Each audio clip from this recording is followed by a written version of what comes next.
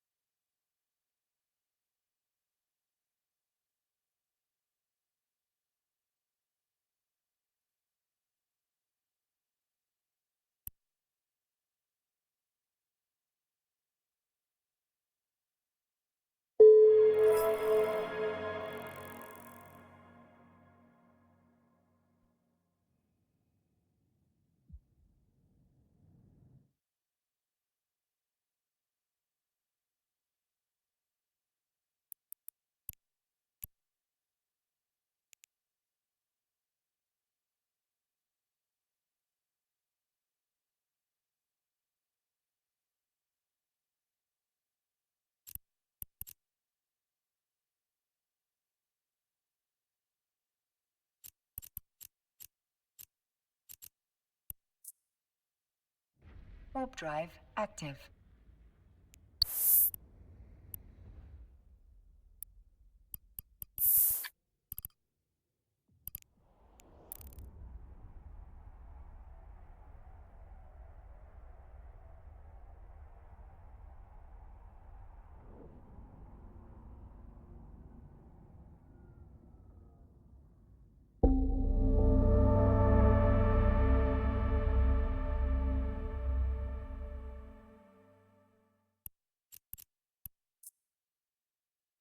Warp drive active.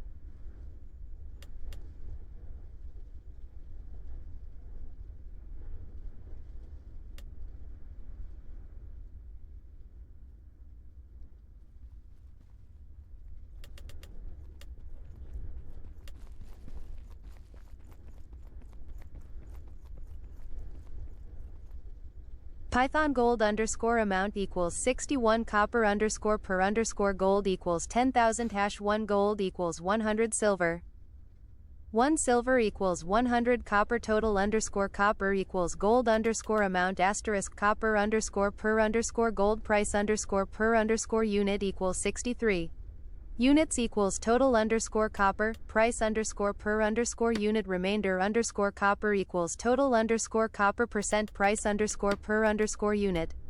Print, F, gold underscore amount equals, print, F, total underscore copper equals, print, F, units equals, print, F, remainder underscore copper equals.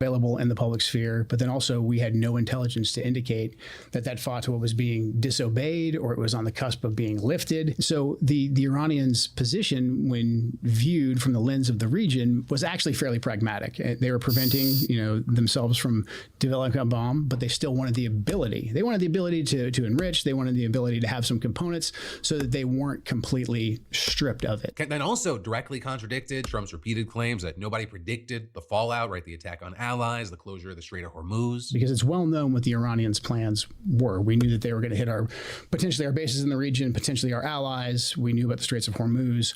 All of these things I think were fairly well known. And you had Ken saying that the problem wasn't a lack of intelligence, it was that key people were kept out of the room, right? Claiming that in the lead up to the war, a good deal of key decision makers were not allowed to come and express their opinion to Trump, saying there had been a robust debate before previous escalations with Iran, but not this time. And noting that when key security officials are not involved, the kind of intelligence that gets passed up to the president is very different depending on who delivers it. And without a level set from the intelligence community, someone like D&I Gabbard coming in and saying, Mr. President, like, here's the full scope of the intelligence and what it means, you're kind of lacking that sanity check. And then also went after the regime change argument, right? Saying the U.S. actively undermined its own stated goal by killing the supreme leader. If we struck the regime, it would only strengthen it. And that's not, I think that's just basic common sense. If we do want a real regime change and we want the people to rise up and want it to happen fairly organically, going aggressively after the Ayatollah was the last thing that we ever should have done. Again, like, I'm no fan of the former supreme leader, Ali Khamenei. However,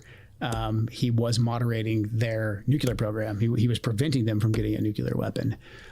If you take him out, if you kill him aggressively, people are going to rally around that regime. And the next Ayatollah that you get, and I think this is the case by all data that we have with his son, the next Ayatollah that you get is going to be more radical. Throughout the interview, both Kent and Carlson, they focused heavily on Israel's role, arguing that Israel pulled the U.S. into this war and they're driving American policy in the Middle East. The Israelis drove the decision to take this action, which we knew would set off a series of events, meaning the Iranians would retaliate. And I think this speaks to the broader issue.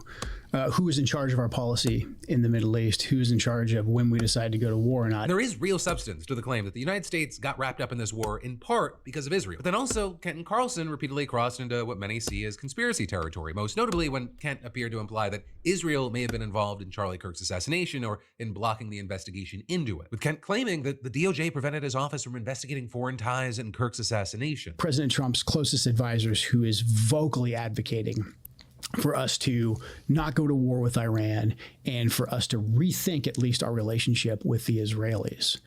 And then he's suddenly publicly assassinated, and we're not allowed to ask any questions about that. You also had Kent appearing to try to walk that back, saying that he wasn't drawing conclusions and there were just unanswered questions here. But the implication for many was clear enough. Now, Trump and his administration, they've tried to dismiss Kent, downplay his significance. They've tried to paint him as disloyal, with Trump himself saying, I always thought he was weak on security, very weak on security. I didn't know him well, but I thought he seemed like a pretty nice guy. But when I read his statement, I realized that it's a good thing that he's out, because he said that Iran was not a threat. And now the FBI is reportedly investigating Kent for a possible intelligence leak, with sources saying that the investigation was opened before his resignation, but plenty of experts are speculating that regardless of the timeline, Trump's going to try to use this to go after Kent the same way that he's targeted other perceived enemies. And then there's more we've got to dive into in just a minute, but first, let me thank a sponsor and say, the hardest part of launching something, it's not usually the idea. I mean, really think about it. If you've been waiting for the right time to launch your side hustle or business site, the time's now. Because, I get it. Building your website, it can feel way bigger than it actually is. But thanks to today's sponsor, Squarespace, my book club was a someday project that went live in under an hour. My team even uses Squarespace for our daily tip newsletter, where tens of thousands of y'all get your PDFs fixed in your inbox every weekday. New polls, giveaways, PDF show notes, all run through Squarespace. And like clockwork, another daily tip issue went out this morning, and your project could be next. And it could be easier to do whatever you want, whether it's showcasing or selling content, courses, physical or digital products, whatever you're dreaming up. Also, a big thing that pops up, you want one-time payments, subscriptions, both. Done and done. They're amazing templates. Will make it look like you hired a designer, and their Fluid Engine editor, it lets you drag, drop, customize, no coding, no stress, no excuses. So hey, take that first step today with a free trial at squarespace.com/Phil, or scan that QR code. Today is launch day. Just remember, when you're ready to go live, use code Phil to get 10% off and let them know we sent you. But then, diving right back into the news, Donald Trump may have lied about American knowledge of an Israeli attack on the world's largest natural gas field, an attack that may be bringing the war into a new phase in which oil and gas facilities are prime targets. And despite claims that the war is on track, the Pentagon's now asking for another $200 billion to fight it, while thousands more troops may soon be on their way to the Middle East. But also with that, where we should start is by talking about how much this war has already cost. Because a week after the US and Israel attacked Iran, Pentagon officials told lawmakers in a closed-door briefing that the cost of the war had exceeded $11.3 billion in its first 6 days. But also, reportedly, the estimate appeared largely limited to munitions expenditures and not the full cost of the opening days of the conflict, which would include forces deployed to the region, medical expenses, and the replacement of military aircraft lost in combat. And so you have the Center for Strategic and International Studies estimating that the true cost would have been around $12.7 billion. And you have The Guardian reporting that the first 6 days of the war therefore costs the same as 1 year of paying 9% of the country's elementary school teachers, medical care for 693,000 veterans, 1.5 million public housing units, or Medicaid for 3.6 million children. And of course now, we're on day 20. And so that center, it estimates that the total has now exceeded $18 billion, with the bill growing by roughly $500 million every day. This was actually going up slower than the first days of the war, largely because many of those strikes were carried out with some of the most expensive weapons in the country's arsenal. A single Tomahawk cruise missile, for example, like the one believed to have hit an elementary school and killed 175 people, it costs around $3.5 million. And the US is believed to have fired over 300 of them in the first 6 days of the war, with the Pentagon having since moved mostly over to cheaper, shorter range weapons, although, of course, the damage is already done. And that is apparently why it's now asking the White House to approve a more than $200 billion request to Congress to fund the war in Iran, right? Because the request is reportedly aimed at urgently increasing production of critical weaponry expended, as US and Israeli forces have struck thousands of targets in Iran over the past 3 weeks. And that, as it remains unclear exactly how much the White House is going to ultimately ask Congress to approve, though Trump, he has confirmed it will be in the hundreds of billions of dollars range. And that also appears to be on top of the $1.5 trillion defense budget that he said he'd be asking for at the beginning of the year, a more than 50% increase from the previous year. And while getting all of that, it could be an uphill battle in Congress. I mean, whatever amount is ultimately approved, it will then also take time for the defense industry to increase production, with how long, depending on the availability of workers, production facilities, and materials needed to build the military's most advanced weaponry. With the Pentagon's former acting comptroller, who now analyzes the defense budget at the American Enterprise Institute, telling the Washington Post, just throwing lots of money into the industrial base doesn't necessarily get you things sooner, but you're definitely not going to get it sooner if you don't. Though also, Defense Secretary Pete Hegseth apparently sees it more simply, saying in a press briefing this morning, as far as $200 billion, I think that number could move, obviously. It takes money to kill bad guys. Hegseth also accused Joe Biden of depleting U.S. weapons stockpiles by providing equipment to Ukraine following Russia's full-scale invasion of the country in 2022. Although notably, Biden mainly gave ground-based armaments and vehicles to Ukraine, not Tomahawk missiles, which are far more expensive. And overall, as of December, Congress has reportedly approved roughly $188 billion of spending for the war in Ukraine over the 4+ years that it's been ongoing. Though you also may have heard a different number, because you had Trump claiming today that the number was actually $350 billion, with Trump also blaming Biden, saying that he gave away that money so stupidly. But then, going back to Hegseth, he also claimed today that the U.S. would be delivering the largest strike package yet in the war, and he continued to claim that this wouldn't be another forever war. Hear it from me, one of hundreds of thousands who fought in Iraq and Afghanistan, who watched previous foolish politicians like Bush, Obama, and Biden squander American credibility. This is not those wars. President Trump knows better. Then, of course, he declined to say when or how the war in Iran could end, other than saying that the U.S. was very much on track and that it's pretty much just up to Trump. It will be at the president's choosing, ultimately, where we say, hey, we've achieved what we need to on behalf of the American people to ensure our security. So no time set on that, but we're very much on track. But with that, despite things apparently being on track, Trump's reportedly considering deploying thousands of troops to reinforce its operation in the Middle East. And this is apparently in addition to reinforcements already on their way, including more than 2,000 Marines who are expected to arrive next week. And these new troops would apparently be meant to give him additional options as he weighs expanding American operations in the region. Or with one option being that they would take part in a mission to secure safe passage for oil tankers through the Strait of Hormuz. Something sources told Reuters would be accomplished mainly through air and naval forces, but could also mean deploying troops to Iran's shoreline. And the administration has also talked about sending ground forces to siege Karg Island, the hub for 90% of Iran's oil exports. And it has also discussed the possibility of putting boots on the ground to secure Iran's stocks of highly enriched uranium. The Secretary of State Marco Rubio telling Congress more than a week ago that at some point, people are going to have to go and get it. But this would also apparently be one of the riskiest military operations in modern American history, not least because, one,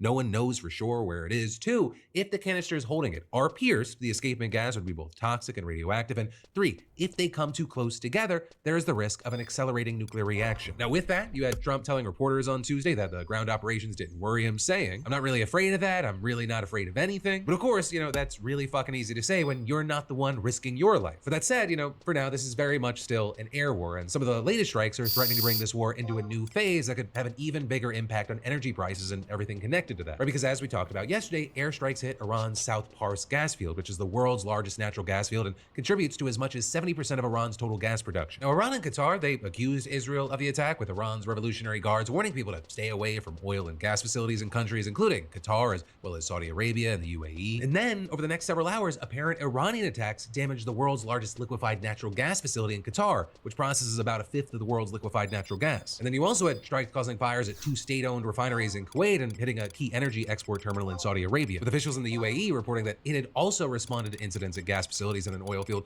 caused by debris from intercepted missiles. And so then in response, you had the Qatari Foreign Ministry ordering Iran's military and security attachés, along with their staff, to leave the country within 24 hours. And you also had the Saudi Foreign Minister warning Iran that his country, as well as others in the region, have very significant capacities and capabilities that they could bring to bear should they choose to do so. And then on the US side, you had Trump seemingly trying to de-escalate things with a post on social media yesterday, specifically in response to the strike on the Qatari LNG facility, writing Israel, out of anger for what has taken place in the Middle East, has violently lashed out at a major facility known as South Pars gas field in Iran, and then adding, the United States knew nothing about this particular attack, and the country of Qatar was in no way, shape, or form involved with it, nor did it have any idea that it was going to happen. Though, notably with that, you had Axios reporting earlier that while the strike on the gas field was carried out by the Israeli Air Force, it was coordinated with and approved by the Trump administration, with this being based on conversations with both US and Israeli officials. And then afterward, you also had Reuters others reporting the same, speaking to 3 Israeli officials who said that the U.S. knew all about it, or which would make sense because the Trump administration previously objected to Israel's earlier strikes on oil depots in Tehran and demanded that Israel not hit energy infrastructure again without U.S. approval. And then with that in mind, in his post, you also had Trump promising that, in all caps, no more attacks will be made by Israel against the South Pars field unless Iran unwisely decides to attack a very innocent, in this case, Qatar, with him then threatening that if that happened, he would massively blow up the entirety of the South Pars gas field at an amount of strength and power that Iran has never seen or witnessed before. And then adding to that, I do not want to authorize this level of violence and destruction because of the long-term implications that it will have on the future of Iran. But if Qatar's LNG is again attacked, I will not hesitate to do so. But also with that, speaking of long-term implications, there's no avoiding them at this point. Right? The strikes that hit the gas field yesterday, they reportedly did damage to areas that make up nearly 12% of Iran's total gas production. And even without that damage, Iran has dealt with crippling gas and electricity shortages for decades. And over the past few months, power plants across the country, they have increasingly been turning to burning something called mazout, which has been described as a bottom-of-the-barrel crude oil residue, and it's actually banned in much of the world because of just how toxic it is. So this had actually created an air pollution emergency even before the US and Israel attacked. And then a severe drought didn't help matters, and of course the war just makes the situation even worse. And then actually, on that note, the Climate Action Network, which is an umbrella group of more than 1,900 civil society organizations in over 130 countries, they claim today that the US-Israeli attack on Iran meets the criteria for ecocide, saying in a statement, the attacks on Iran's oil storage facilities have unleashed massive health and environmental harm. Burning fuel depots poison air, land, water, and lungs that will linger in the atmosphere long after the bombing stops. And adding corporations, financial institutions, and the arms industry form part of the same fossil-fueled war economy that profits from destruction while also accelerating climate breakdown. And with that,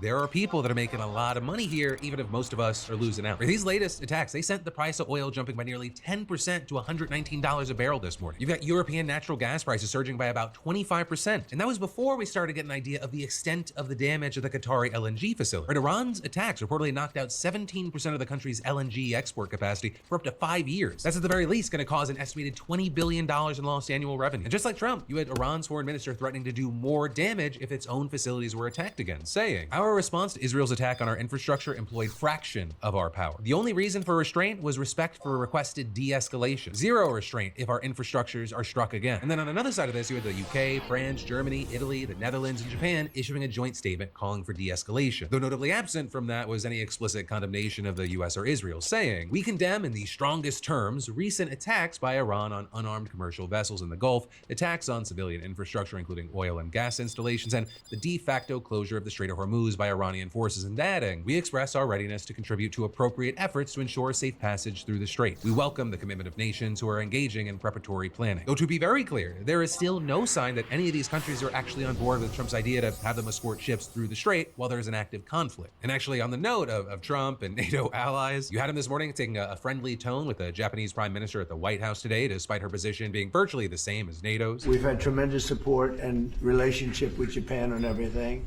and I believe that based on statements that were given to us yesterday, the day before yesterday, having to do with Japan, they are really stepping up to the plate, unlike NATO. Although the whole thing took a turn because he had this to say when asked about why he didn't inform allies ahead of the attack on Iran. We went in very hard, and we didn't tell anybody about it because we wanted surprise. Who knows better about surprise than Japan?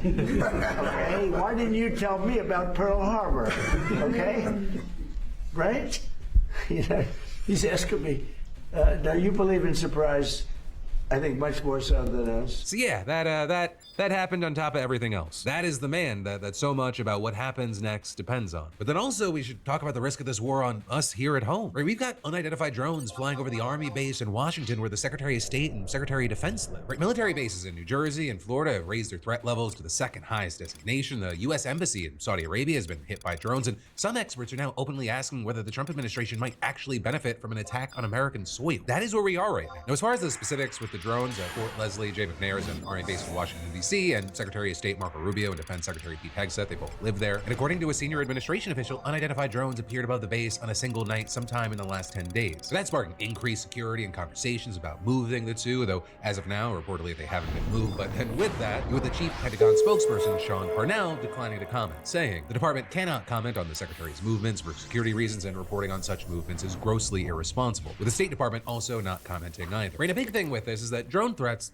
they are straight out of Iran's playbook. After the U.S. killed a prominent Iranian general back in 2020, there were similar incidents involving Donald Trump and other officials. Also during the 2024 campaign, the Secret Service repeatedly encountered unidentified drones near Trump's team during a press conference in LA and a motorcade through rural Pennsylvania. And with all this, in September, you had officials telling Trump that Iran wanted to kill him. Right, and these newest drone sightings are happening as threats to domestic bases and overseas diplomatic posts have escalated to the point of a global security alert. This week, Joint Base McGuire, Dix, Lakehurst in New Jersey and MacDill Air Force Base in Florida both raised their force protection level to the second highest designation, meaning that the commander has intelligence indicating an attack is possible. Right, MacDill has actually gone into lockdown twice this week. Monday for a suspicious package that closed the visitor center for hours, and on Wednesday for an unspecified security event that triggered an hours-long shelter in place. And a big thing is that MacDill is home to U.S. Central Command, the headquarters running military operations against Iran. So, the fact that it's on heightened alert, it's not just procedural. And then overseas, it's worse. On Tuesday, the State Department ordered all diplomatic posts worldwide to immediately undertake security evaluations, citing the ongoing and developing situation in the Middle East and the potential for spillover effects. Also, earlier this month, a suspected Iranian drone struck the parking lot of the U.S. consulate in Dubai, sparking a fire with massive plumes of black smoke, with Rubio saying that all personnel were accounted for, but also added, our embassies and our diplomatic facilities are under direct attack from a terroristic regime. Also, Saudi Arabia's defense ministry said that the American embassy in Riyadh was hit by 2 drones, resulting in minor damage and the embassy closing. Iranian missile and drone attacks have also caused explosions in Iraq, Kuwait, the UAE, and other countries where the U.S. has military bases. And none of this was unforeseeable. You've got the New York Times reporting that Western security officials were concerned even before the initial strike that Iran could use proxies to conduct retaliatory attacks against American and European targets. Colin Clark, the executive director of the Sufan Center, said at the time, if the U.S. military campaign against Iran is existential for the supreme leader and the most senior members of the IRGC,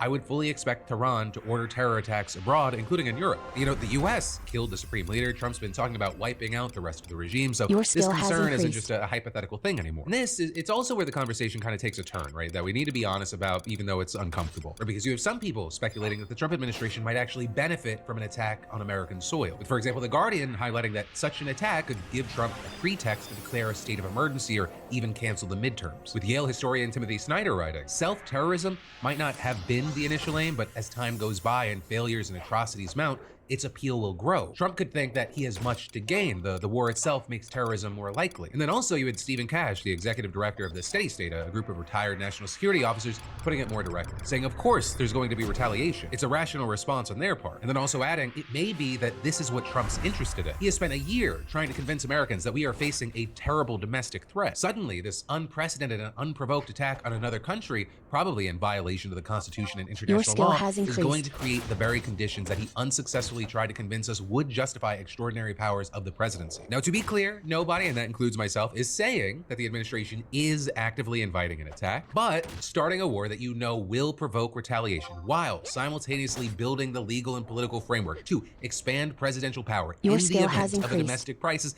is a pattern that serious people in the national security world are pointing at and saying, look at this fucking please. And whether this setup is intentional or it is just the logical consequence of reckless decision-making, it doesn't matter. The threat is real. The conditions are being created, and the same administration that didn't plan for the Strait of Hormuz is now responsible for protecting the homeland from the blowback. Right, but then from that, as we kind of wind down today's show, I want to end with a congratulations and then one final piece of news. So first, let me say congrats to April V, SeatGeek's latest weekly winner, who just scored $500 in tickets and is going to see Mitski live. And for the rest of y'all, that's right. SeatGeek is still giving away $500 in tickets, and you should definitely enter today if you haven't already. Imagine being the next winner and snagging $500 towards seeing your favorite artist, sporting event, or play. I mean, there's like over 70,000 events to choose from. You just got to add code DeFranco to your SeatGeek app profile for a chance at the weekly $500 prize. No purchase necessary. But with that said, that brings us to the final thing today, and that is that Democrats just stormed out of a closed-door meeting with Attorney General Pam Bondi over the Epstein files, where they say that she refused to commit to appearing for her subpoenaed deposition. The committee chairman called a congresswoman's questioning bitching, and a second set of impeachment articles against Bondi dropped this week. Meanwhile, Epstein's longtime lawyer is testifying today. Bondi's deposition is supposedly set for April 14th, and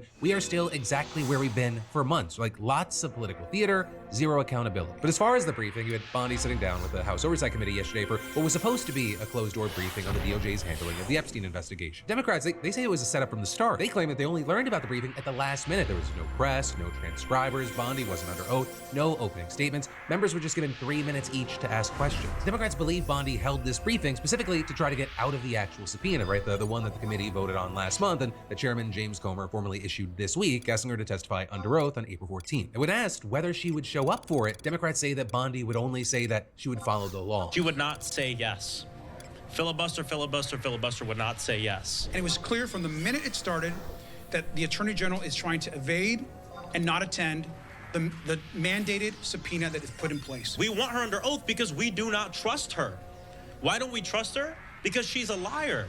Look at how that Judiciary Committee hearing went.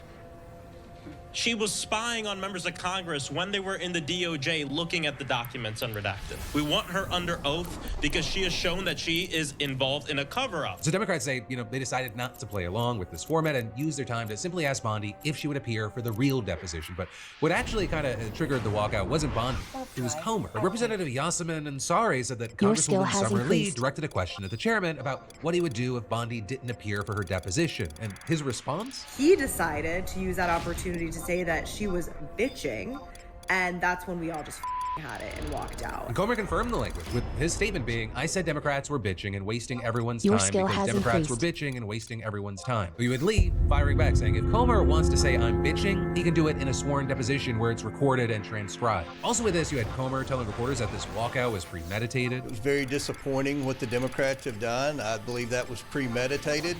They came out clutching their pearls, complaining that she wasn't answering any questions and things like that.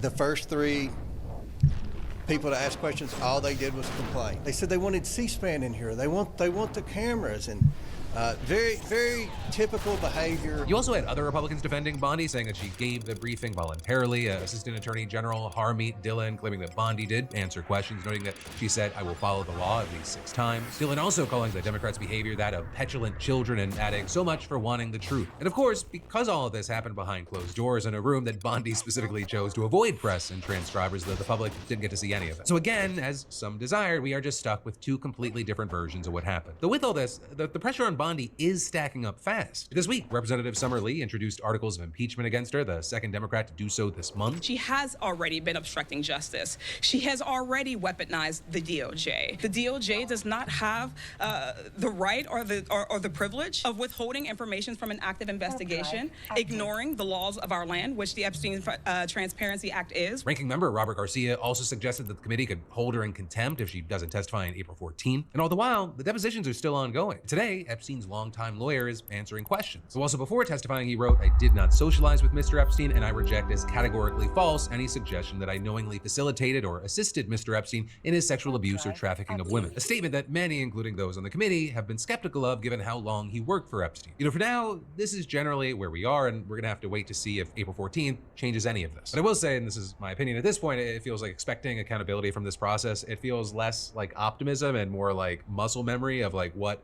things should be or had been in the past. But that, my friends, you beautiful bastards, is where pretty much your Thursday Philip DeFranco show ends. They say pretty much because there's a little housekeeping here at the end. If you want to keep getting filled in right now, I got that brand new episode of Crashing Out that just released that I think you're gonna really like. Still news, which is way more opinion and reaction. Also, remember, you're getting an extra Philip DeFranco show this week. There's gonna be a Friday show tomorrow. And the next week, there's more to look forward to because in addition to the Philip DeFranco show, maybe the most unexpected interview we've done yet. We've got Scott the Woz coming on in good faith. Whatever you do, let me just say thank you for watching. I love yo faces, and I'll see you right back here tomorrow. Docking permission requested. Docking request accepted.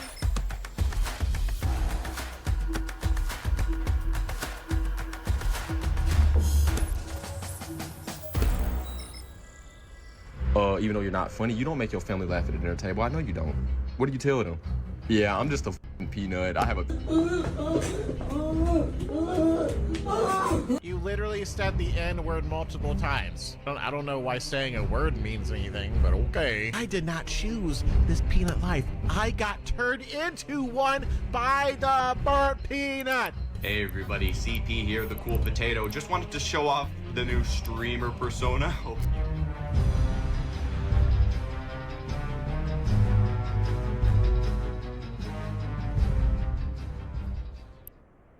So streaming has become quite popular, especially since 2020, where it saw a huge spike in attention, probably due to things like COVID, where we were all forced inside, and for many in education at the time, you had to put up with makeshift and quickly put together online classes that I'm pretty sure nobody learned a single thing in. I'm not a child, Heidi. I'm a grown man. Yo, Randy, you bald as shit. We We've been hacked. But for many people around that time, especially when the lockdowns had just started, you had to find things to do, which for some turned into learning skills like coding, cooking, painting, and maybe learning how to properly exercise. Or for some it meant playing the same games over and over till you eventually become fatigued with games in general, and even though you had all this free time now, you just couldn't bring yourself to play a game for even 15 minutes before getting bored, closing the game and staring blankly at the screen. But watching someone else play the exact same game was a different thing entirely. Streaming around this time was already rising in popularity due to key streamers like Ninja. Had shockwaves after he railed me like that from behind. After he shot on my back. After he came from behind. But now with everyone inside, streaming exploded. We had things like the Among Us craze, a rise in Minecraft viewership due to things like the Dream SMP, where we saw a different breed of parasocial viewer. We even saw the appearance of more things like VTubers. But one of the results of COVID, apart from it apparently messing with the fabric of time, where it feels like time is going way too fast now, but another effect was that streaming got more popular. More people tried doing it and more people got into it. It became mainstream, and even after COVID ended, it only became more popular, which has led to the streamers themselves being looked at more like celebrities. I mean, even celebrities themselves have tried to, in one way or another, enter the streaming space. We could be taking questions right now. TikTok, you got any questions for me? What am I saying? I'm saying, please come to Peru. You ate. Appreciate that. Love you, Brunito.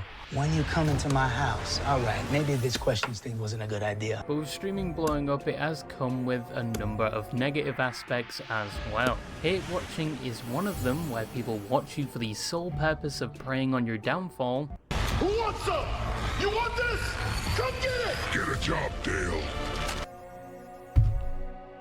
Why do you guys keep doing this? Audience fatigue is a new one, especially if you blow up quite fast and your content is everywhere. People will get tired of seeing you and start to hate you. The only person I've seen that is completely immune to this is Queso. I've not seen an ounce of hate for him except his chat saying he's the descendant of a prehistoric megalodon, which is one of the many ways they call him fat. There's also a problem with clones, where especially if you get popular for a specific thing or niche, some may attempt to copy you or what you're known for to reap the same benefits. And all of which I just briefly described probably applies tenfolds to the streamer I'm going to be speaking about today. A streamer that at their peak took over the internet to the point where people of all ages were watching him. A streamer that with each stream would get over 100,000 concurrent viewers, and a streamer that is quite literally a burnt carbohydrate. The burnt peanut. There's a new one though. For some reason, a bunch of Your skill has increased. champion club members have been coming in. They think since I'm big now, I'm encroaching on his territory or something.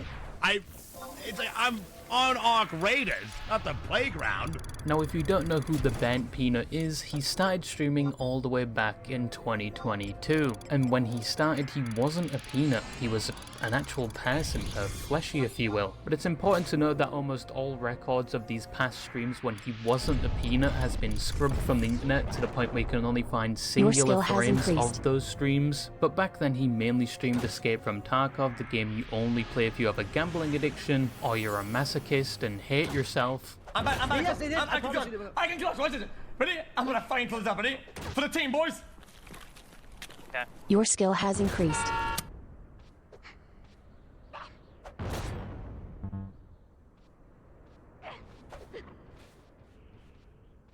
Your skill has increased.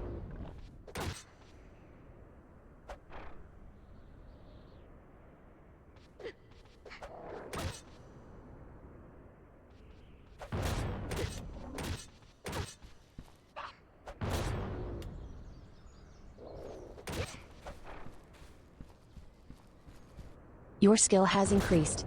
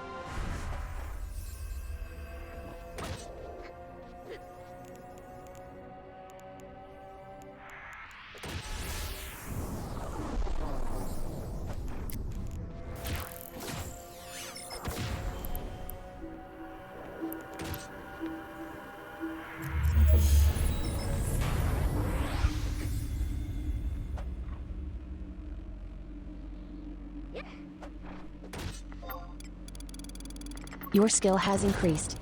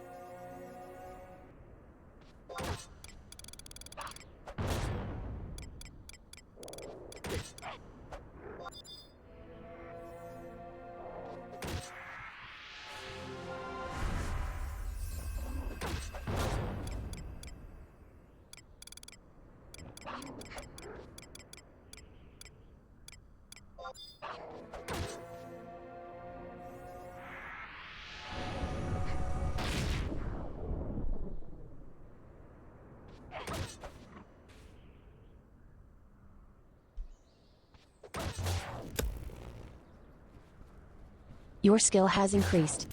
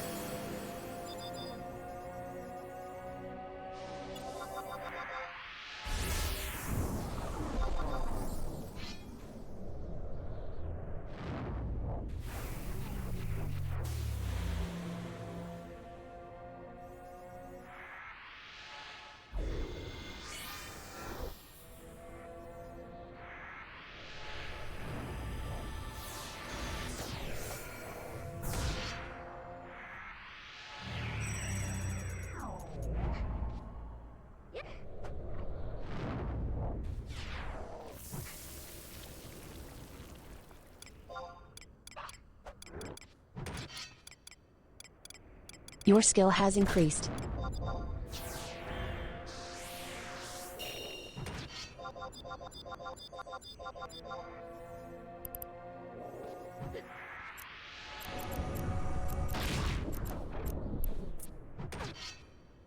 Warp drive active.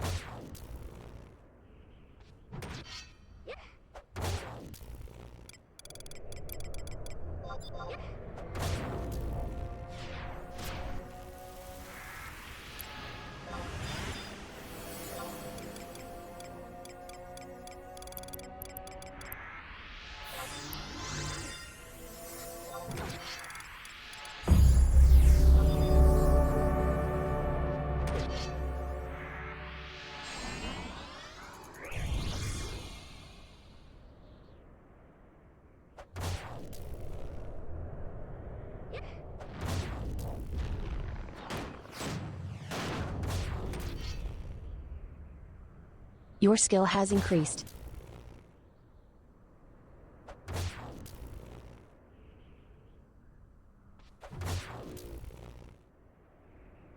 Your skill has increased.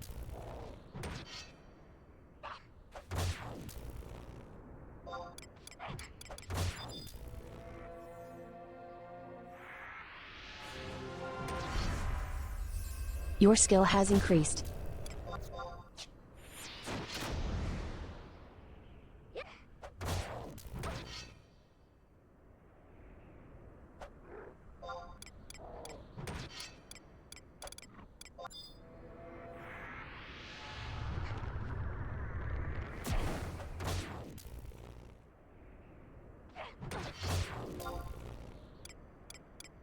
Your skill has increased.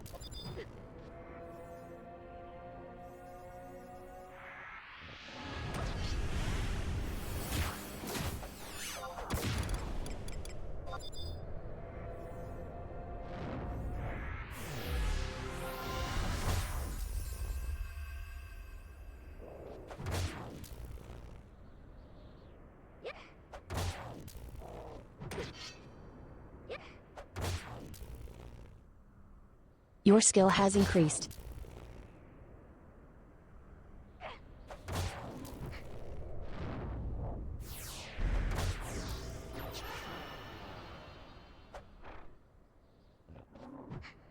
Your skill has increased.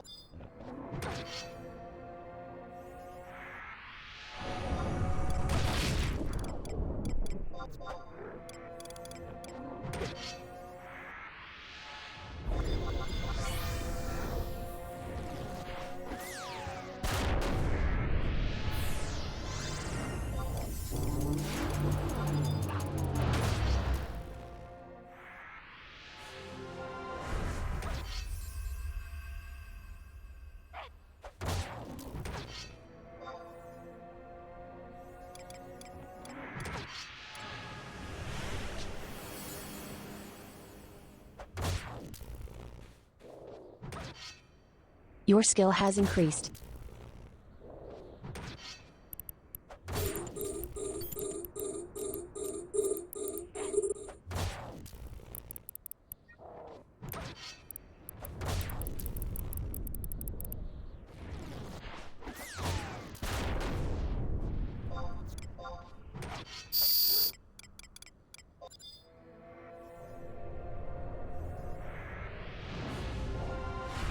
Your skill has increased.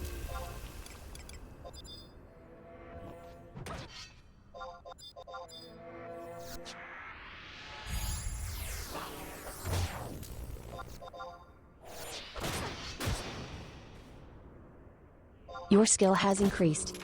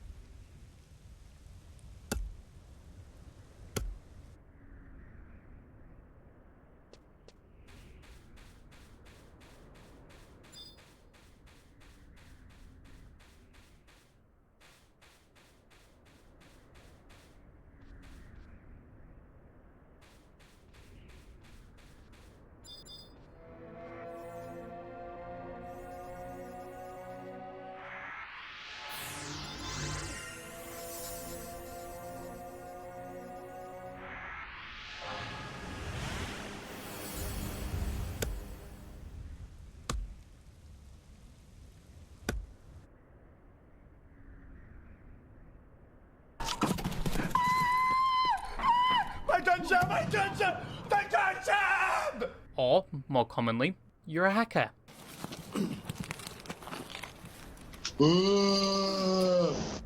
When he began streaming, he was still working a full-time job at a call center for scheduling, with the main thing being scheduled, according to him, being cat waxing.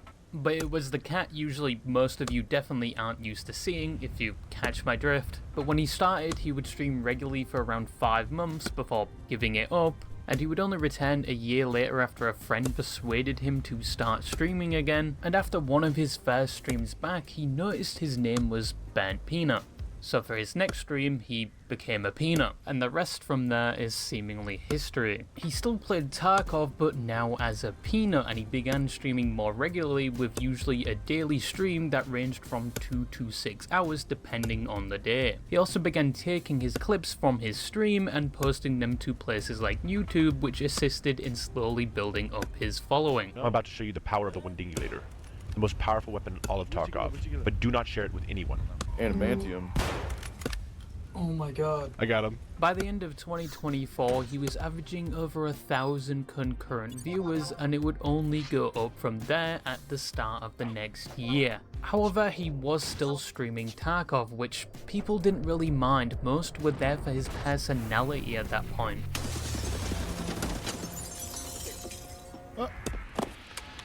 Fucking camping little bitch, pussy. Got your little boyfriend. Yeah, he's a fucking Your skill has increased.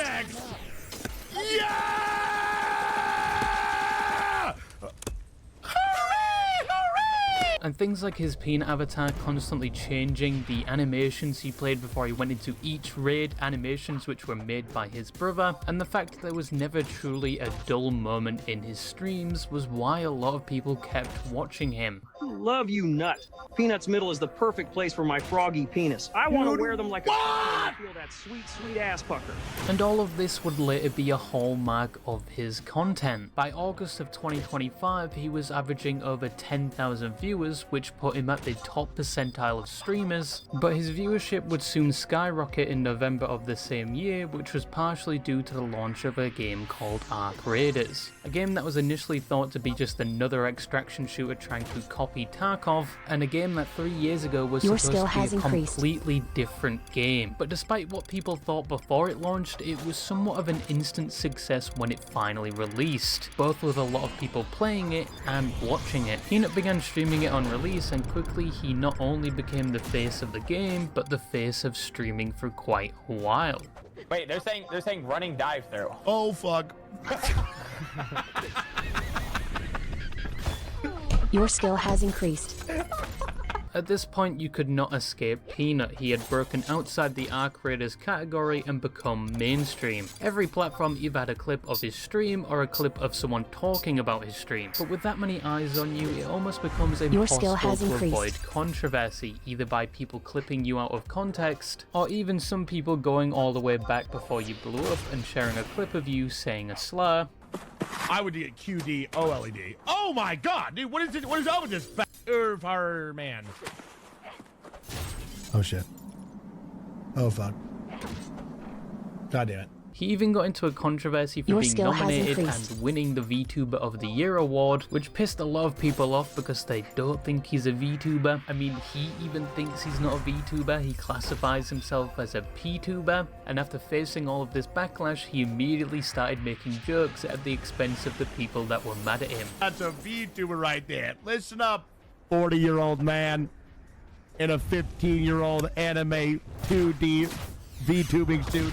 But if we were honest, it was the Streamer Awards, the event that most criticised for their theory it's just an award show for the friends of the people that host it, and the event where there's backlash each year for the nominations and award winners anyway. Like, it happens every year. But apart from people digging things up from his past, apart from his classifications as a VTuber or a PTuber, and apart from his controversies, there's already a few problems that have surrounded him, and it's only gotten worse as he's gotten bigger. And it's to the point now where it's widespread and more apparent than ever, and you could say it's at the level now where it's directly affecting the reputation of Peanut. But what are these problems? Ooh, let's fart on him. Well, sniff it. Give the command to a drone. So as I said, when creators blow Your up, skill has especially for a increased. specific reason, it's natural to see others witness this attention and attempt to recreate it to potentially get a portion of the limelight. This can range from playing the same game to doing the same content to, at worst, attempting to replicate the personality of the original content creator. You really think I'm queso? You really think I'm queso? And Peanut is no different from this trend. Actually, in his case, it's much worse. Probably because he's formatted in the way he is. He's simply a peanut with a filter that captures his mouth and eyes, projected onto the 3D Peanut model. Before Peanut blew up, there was little to nobody with the same format. Ironically, the closest relative to his format he had at the time was actually VTubers. And I know by simply just making that comparison may result in some fans having an aneurysm, but when he did eventually blow up, it essentially became a gold rush overnight. Hundreds of other streamers would adopt an inanimate object with their face displayed on top of it, which ranged from things like other edible items to items of clothing to random objects to even organs. I have a feeling we are soon going to see a Peanut clone in the form of a puckered anus that was locally sourced. That would actually be impressive, probably because you'll be instantaneously banned, but then again, if you're streaming on Twitch, knowing them, you might be fine. There was also a rise in tutorials walking you through how to make your own burnt peanut avatar, which only made it more widespread. Now these streamers obviously knew what they were doing. I'm not trying to copy burnt peanut. I say I'm different from the peanuts. I say A lot of these new streamers would begin being called peanut clones, and I've yet to see one that has successfully pulled this off and managed to gather an audience that doesn't associate them with peanut. But are we seeing a trend like VTubers where one person inspires many others to the point where it becomes its own genre? No. As said, I don't see any of these new streamers doing anything unique, and none have accomplished the goal of branching away from the peanut stereotype. I mean, we had the annoying orange do this shit like 10 years ago, and I don't think there were any successful copies around that time, but hey, I could be wrong. Maybe a disheveled filled condom will be streamer of the year around this time next year. Even Peanut has picked up on people doing this, and he doesn't really seem to have a problem with it. I mean, are they? I don't know. I mean, are they kind of hopping on the floor a little bit? Sure. But you know what I mean? It's like whatever. It's like whatever. I mean, I didn't invent the peanut. I didn't, you know what I'm talking about? They can do whatever they want. They can, you know what I mean? But follow your dreams, that's what I say. That's what I say. However, even though there are a lot of these clones, currently there is one that stands above the rest. The ultimate Peanut clone, and that is the Faithful Sheriff. Ooh, let's fart on him. Well, sniff it.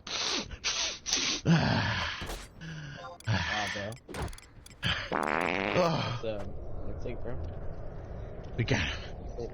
He is the very definition of a peanut clone. He is what appears to be the inbred variant of the burnt peanut. He even has lore that relates to the burnt peanut. Where the story goes, he was turned into a peanut because he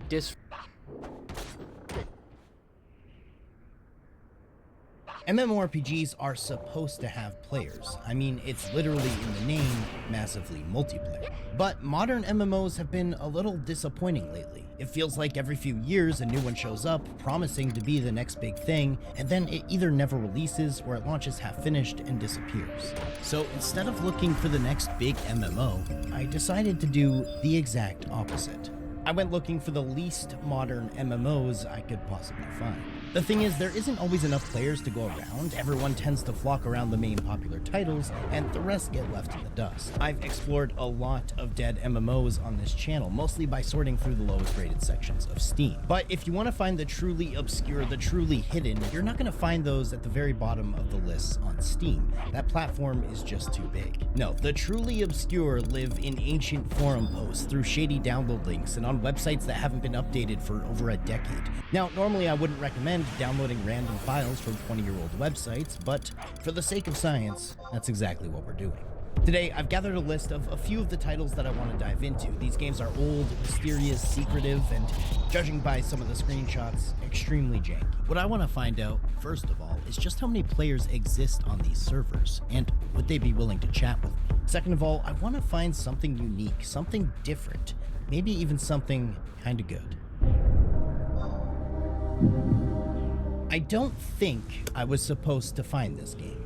At least, that's what it felt like. Eternal Lands. A fantasy MMO from 2003, still running, still downloadable, still just existing on a website that feels like I had to use the Wayback Machine to access it. And taking a look through the Eternal Lands forums, it seems like some people are still logging in from time to time. The website describes Eternal Lands as a free-to-play 3D fantasy MMO with a focus on fighting, crafting, and role-playing with friends. Alright, let's see what this is all about. So this is Eternal Lands, and this is character creation. You can choose between 3 free-to-play classes, the human, the elf, or the dwarf, but there's also 3 other classes which are pay-to-play, including gnomes and dragons. I chose the bald, red shirt sort of look, and it reminded me of a simpler time. Anyway, I named myself Waydot and entered the world. This is Eternal Lands. I spawned in next to the tutorial NPC. What's up, bitch? He informed me that the game is click to move and that I should make my way to the tavern. So I opened my world map to find the tavern, and this is the world map. We're on an island called Isla Prima. I started making my way towards the tavern by following these blue to the tavern indicators, and wow, walking sucks. Your character can't move any faster. This is the one and only speed within Eternal Lands, but that's okay because moments later I found the emote menu, and those emotes made me feel a little bit better. Anyway, this is the tavern. I spoke with Rekka, and this apparently got my overall level to 10 by giving me a level of 8 attack and defense. Not bad. I made my way back to the tutorial NPC, and I don't think I can begin to properly convey to you just how much of a struggle session I was in for. You see, his next quest was a simple gathering tutorial. He informs you that there's 9 separate flowers on this island, and that you need to go and gather each of these flowers and put them in your storage. That sounds simple enough, right? It started off that way. I began by wandering around aimlessly looking for things to gather. I even slaughtered this poor little defenseless bunny with my bare hands. And eventually I stumbled across a plant that it seems like I could gather. By the way, this is gathering. You just stand beside whatever resource you're trying to get, and then your hand starts glowing, and that's how you know you're currently gathering. Unfortunately though, apparently in order to do this quest properly, I needed to gather all of the flowers in a particular order. I was getting kind of confused, so at this point I took a look at my world map again, and something interesting about Eternal Lands is that you can actually navigate and move your character by just clicking directly on the world map, and your character will begin to autopath to that location. Okay, cool, I guess. I found my next plant, which I could gather from these red snapdragons, and these ones seemed to actually work since I was gaining harvesting experience every time I gathered them. But this is when I realized that the game was actually directing me to different plants on the map, and you could find them on the main map by this little blue X. Okay, simple enough. I would just walk around gathering the plants the game directed me with 10. Istaria, Chronicles of the Gifted, is a name I kept seeing in my time researching old and forgotten MMOs. It wasn't talked about too frequently, but just enough times that it caught my attention. Because unlike some of the obscure MMOs featured in this video, Istaria was actually a real name in the genre at one point. So I tracked down the official website and immediately noticed that unmistakable early 2000s MMO energy. The kind of website that looks like it hasn't meaningfully changed since the day the game launched, which in this case would be December of 2003.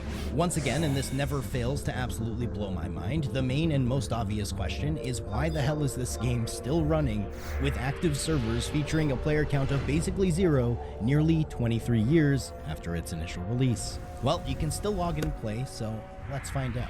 So this is Istaria, and let me tell you, I was actually wildly impressed with character creation. There's 11 different races you can choose from, everything from dwarves and fiends to literal dragons, and the coolest part about it is all these races are featured in different sections of this long hallway. So it's kind of like exploring through all the races in some sort of museum. Now, not only is the fact that you can play as a literal dragon super cool, you can also change your age to the point where your character's model goes entirely off the screen. But the real bonus is that if you're a terminally online weirdo like myself, you might have noticed that this dragon looks vaguely familiar to iDubbbz's new VTuber model, in which he streams with on Twitch. Seems like something someone might want to address. So for that reason and that reason alone, I named myself Waydubbz and made my way into the game. This is Estaria. The user interface is a little crowded, but overall it's pretty self-explanatory. There didn't seem to be anyone around, but I typed hello into the chat box for good measure. I spoke with Spitfire here, who told me to follow the road further into this volcanic-looking region where I met another dragon, who then sent me right back to Spitfire. Along the way I tried jumping to see if I could fly, but apparently not yet. Anyway, Spitfire had me participate in my first bit of combat against these gruelettes. As a dragon, I had a few abilities to work with, including a couple of different stances, a bite attack, and of course, dragon breath, which was basically a one-shot, so combat was fairly straightforward. Now, I can already hear the keyboard clatter of people typing WoW clone in the comments, especially given the art style and the user interface, but consider this. The game was released before World of Warcraft, so I don't think that criticism actually holds up. I have to say, it's pretty interesting being able to play as an actual dragon. I feel like a ton of MMOs have tried this before, but they always cheap out and give you a more humanoid form to play with. So this is actually kind of cool.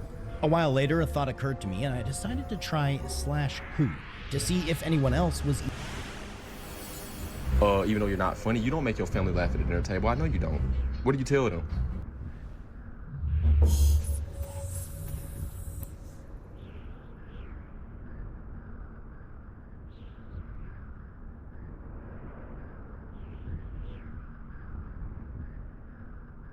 Despite attracting loads of gamer hype, Crimson Desert earned merely decent reviews, with reviewers knocking the game's lack of narrative and gameplay depth. Welcome to Inside Games Daily, the only game news show brave enough to have said those things in our preview just a few weeks ago. Only to endure the scorn of many comments.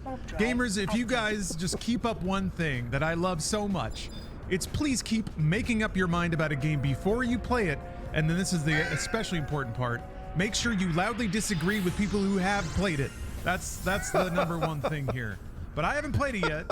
Bruce has, but we're just hours away from diving into it ourselves. That's right. All right. So the review embargo for Pearl Abyss, massive open world game Crimson Desert, Your skill lifted has this increased. morning, revealing a surprising consensus, sort of, about the game. There's tons to do, but unless you're dazzled by the amount of stuff in the game, you're not likely to find much else of value. Yeah, and some reviewers were very dazzled by the amount of stuff in the game. Others were not, and even maybe found it a little resentful, a little contemptuous, the amount of stuff that the game puts in front of you. As such, I think we can safely call the reviews mixed, even though that's kind of a topic of discourse right now. Your skill has increased. It does have a stately 78 on Metacritic and an 80 on OpenCritic, which sounds passable, right? But we've got reviews on the way high end and reviews on the way low end, which I think justifies mixed. So like Lawrence said, individual reviews show that really wide spread of scores, the determining factor being how much soul a reviewer expects out of their game. It's kind of interesting. Yeah. Your skill has increased. I think it'll prompt a lot of interesting discussions around what gives games their merit. But when it comes to the reviews, we'll start with the high end of the scale, all the good news first. Vice gives the game a perfect 5 out of 5, comparing it to The Legend of Zelda Breath of the Wild, which is a classic video game as far as I'm concerned. And they claim Your that skill Crimson has Desert is increased. the next big game in that genre. Wow, that's a big claim. Wow, okay, all right. Forbes' Paul Tassi awarded the game an enthusiastic 9.5 out of 10. Despite acknowledging that Crimson Desert gets some basics skill has wrong, increased. Tassi insists that the game is big, it plays well, and will keep you entertained for hundreds of hours. Just to note here, Tassi gave Starfield a 9.5 out of 10, so make of that what you will. And Starfield is a very stuff-filled game, that's for sure. DualShockers also rated the game 9.5 out of 10, calling it, quote, simply one of the best Your games skill I has have ever increased. played. While also noting that, quote, the story isn't the best and some bosses seem downright unfair. That is exactly the thing that I noticed, and basically everybody said in the preview when we played it. Finally, Your Windows skill Central has gives Crimson increased. Desert 4.5 stars out of 5, saying, quote, I lost count of the moments that stirred the same sense of awe I felt playing Elden Ring for the first time. Damn, you can't ask for more than that, right? Starting to sound like Crimson Desert is an instant classic. Hall of Famer top 10 game of all time? Not so fast. Other reviewers were not quite as dazzled by the game's open world smorgasbord. So we have PC Gamer. They rated the game a respectable 80 out of 100, saying that, quote, Pearl Abyss has truly crafted a game Your skill for the has sickos. increased. I can't wait to find out if I'm a sicko or not. Like many reviews, PC Gamers' review presents a fun list of activities the game lets you participate in, like investing in stocks.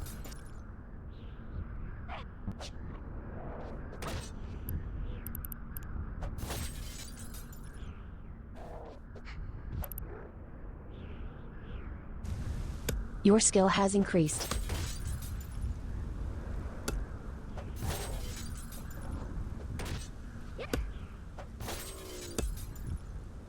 Your skill has increased.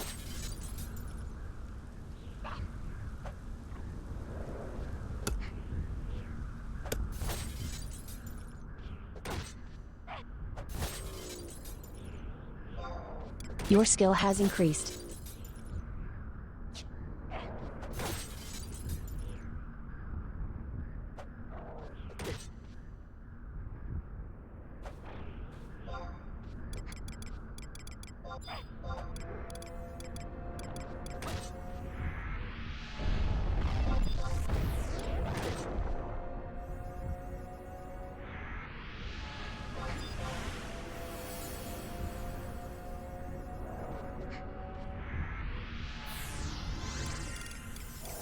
Your skill has increased.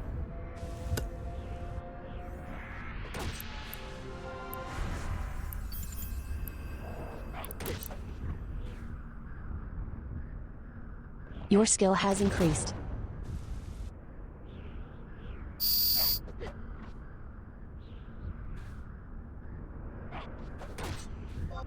Your skill has increased.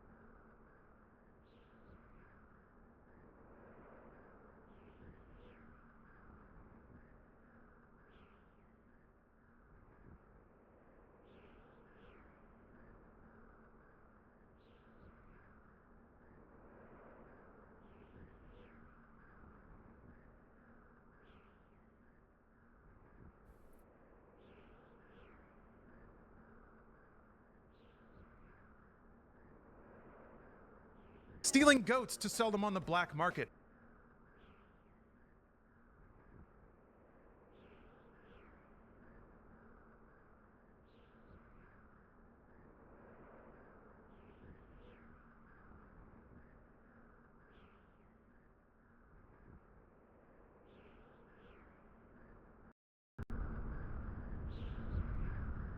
Chopping down trees. Oh, that's a fun video game activity. Mining ore, arm wrestling, taming a horse, expanding your camp through resource management and missions, packaging goods onto a horse-drawn wagon to sell at trading posts, decorating a house, run full whack into a bird, tackle it and grab it just to walk around with it for a little bit, or ply a dog with enough meats and pets until it likes you enough to follow you around forever. Kind of reminds me of Fable, and it's like a do-everything kind of game. Yeah, that's a really interesting point. They also conclude here by saying that the game is a jack of all trades and master of some, perhaps. Which, by the way, I've seen this phrase, and I want to say 5 reviews that I've read. They say jack of all trades, master of none for Crimson Desert. Oh man, video game reviewers using hackneyed phrases. Name a match more made in heaven than that. Sorry, I'm hating a little bit. All right. Eurogamer's a little less generous with their 3 out of 5 star review, taking particular issue with, quote, the game's cynical approach to the player's time. They cite a specific example where they're tasked to go clear out a quarry filled with bandits. Upon arrival, a ticker in the bottom right corner tells you what percentage of continually spawning enemies you have killed to satisfy the quest requirement, leading the reviewer to think, quote, is this time-devouring monster of an open-world blockbuster actually just a prestige take on Candy Crush? You know, I've had my Candy Crush era, so that doesn't sound too bad. But also, I get it. If you're looking for something with meaning and heart and connectivity, maybe that's not this. To drive that point home, the reviewer for Eurogamer concludes by comparing Crimson Desert to a banquet where almost every dish has the faint taste of cardboard, and you have to eat it for what feels like forever. Wow, interesting. All right, so VG247's 3 out of 5 review calls out the game's narrative failings, like spending the first 20 hours of the game to reunite the Greymanes, only to have a load of them turn up to your camp immediately after without explanation. Yeah, just rolling up like, hey, where were you guys hiding? Damn. I think VG247 also called out a quest where they had to wait a certain amount of in-game time before an objective would happen, but they weren't allowed to sleep to pass the time because their character wasn't tired enough. So essentially the game locked you out of progressing the main story and forced you to go do like bullshit tasks and stuff. Now you're either like, yay, bullshit tasks, or you're either like, ugh, bullshit tasks. And that seems to be the reaction to Crimson Desert entirely. Finally, Shack News says that Crimson Desert is, quote, an exercise in excess, and it is worse for it. In their 5 out of 10 review, they also take particular exception to how Crimson Desert treats the player, writing that, quote, I do not appreciate a game deciding my time is not valuable, and Crimson Desert does that a lot. Yeah, so it seems like the consensus is it offers a lot to do, but doesn't necessarily make any of those activities meaningful in the context of the game. It's just loads and loads and loads of stuff. But that said, people are often dazzled by loads and loads and loads of stuff. I think just breadth in a video game can captivate and capture a lot of people's imagination. And I think a lot of casual game players are not necessarily looking for the next Expedition 33. You know, they're not hoping to sit down and get taught lessons about life and openly weep at their controller. Maybe they just want to fuck around for a little bit and go back to their lives. Man, that's a really good point. Another hackneyed phrase that I didn't read, but I just thought of, which is a mile wide, an inch deep. It's one of those things where you go see a Transformers film that's 3 hours long, and it's just constant visual effects, and it's just like, whoa, and then you walk out of the movie theater and you never think about it again. That's kind of what this is, at least according to these reviews. I've only played like 4 hours of it, so I can't give you a full review on my opinion, but that's what I'm gathering from these reviews. Yeah. The discourse around this game has been kind of fascinating in a lot of ways. I mean, I think when any game gets sufficiently popular enough, not only do the weirdos come out of the woodwork with strange opinions and oddly vociferous convictions, but even the reactions to the reviews seem to kind of polarize people. There are folks out there, I've seen this a lot on social media this morning, that are weirdly kind of offended by the implication that we should play a game that just has us do a bunch of BS tasks. And I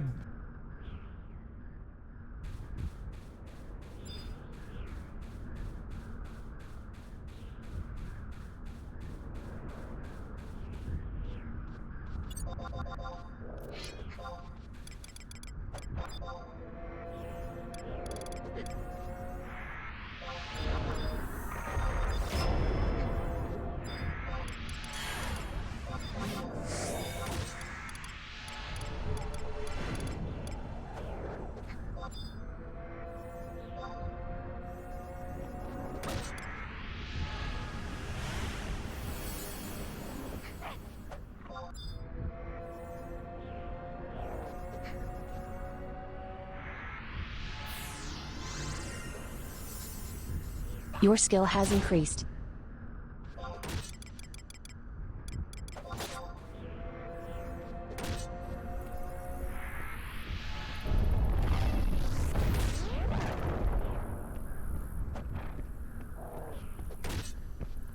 Your skill has increased.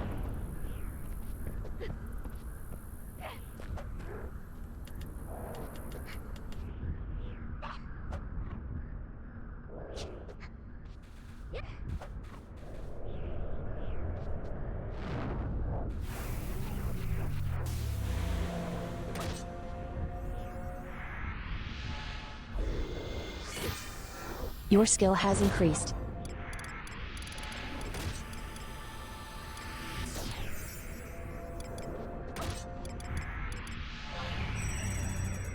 Your skill has increased.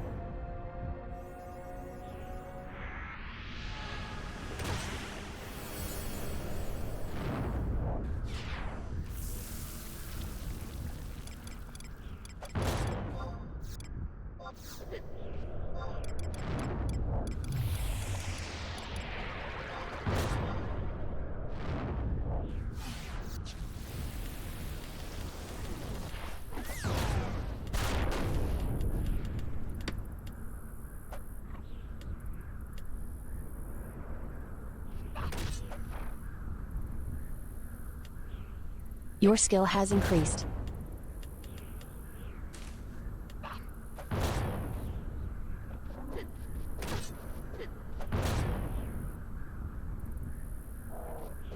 Your skill has increased.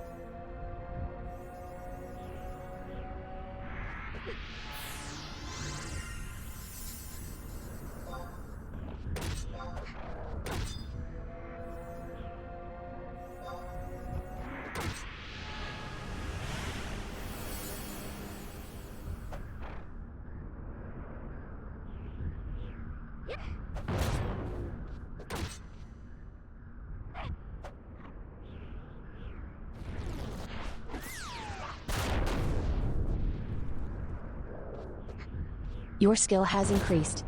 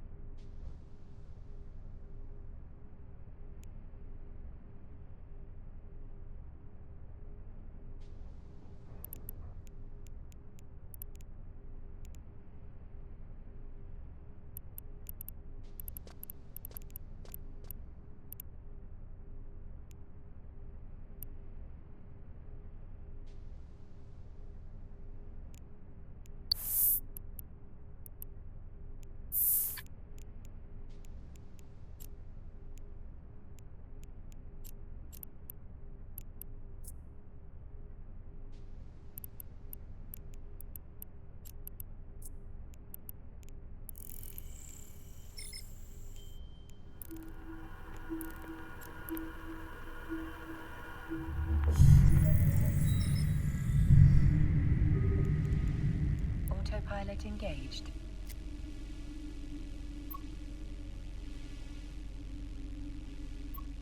Warping to Stargate. Warp drive active.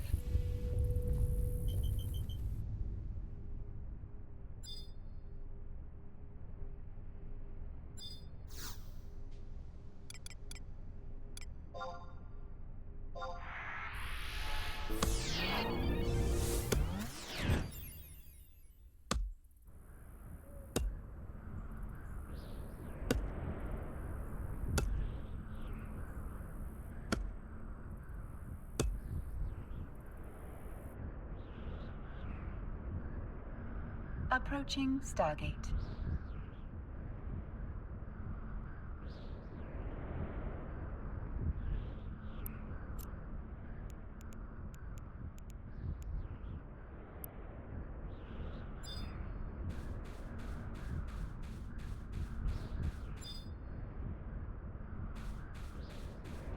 Autopilot jumping.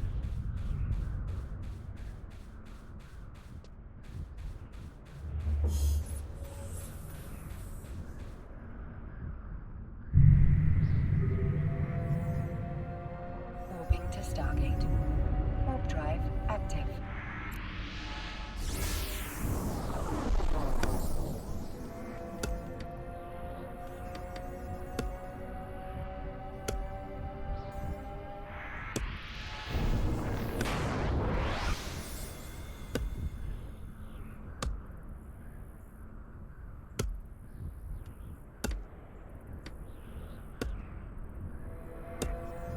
Approaching Stargate.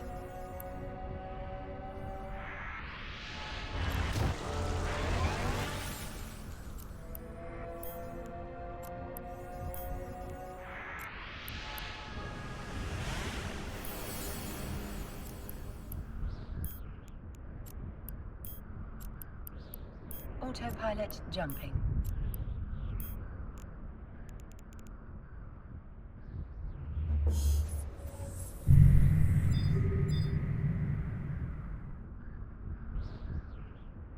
Warping to Stargate.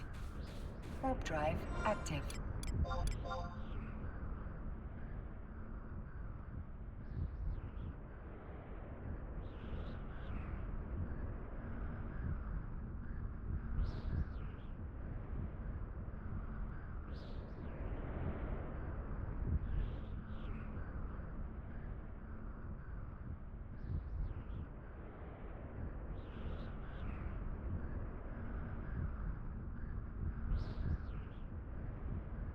Approaching Stargate.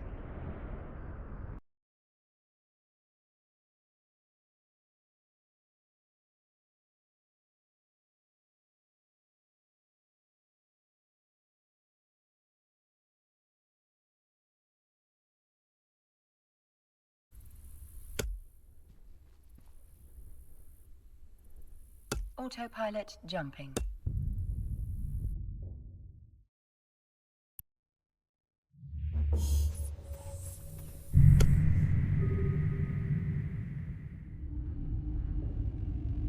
Warping to Stargate. Warp drive active.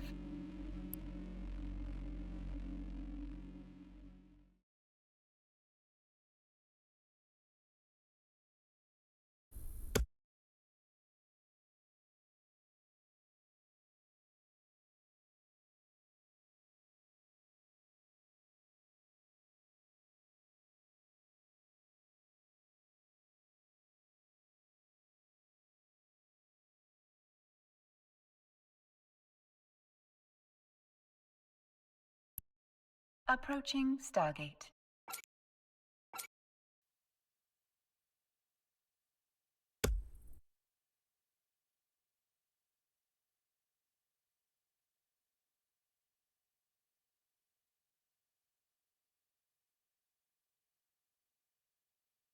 Autopilot jumping.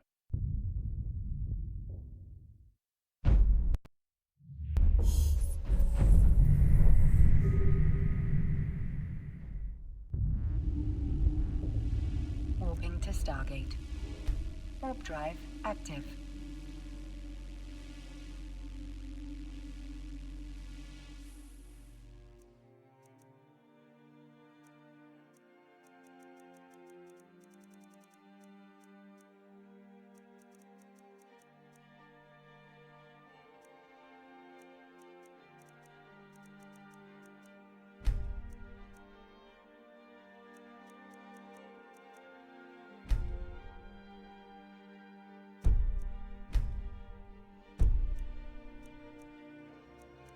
Approaching Stargate.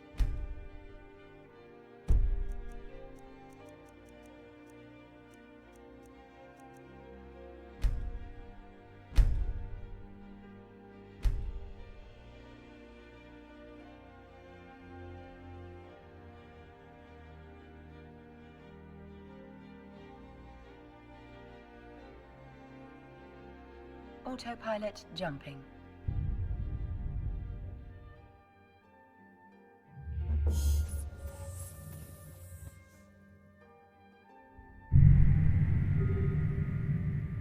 Warping to Stargate. Warp drive active.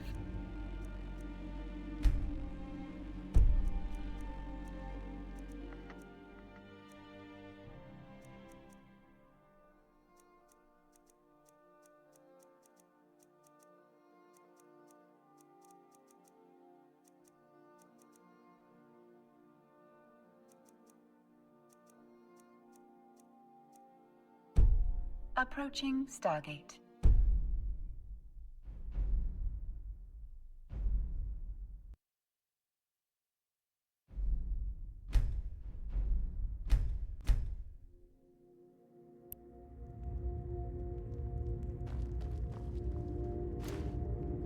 Autopilot jumping.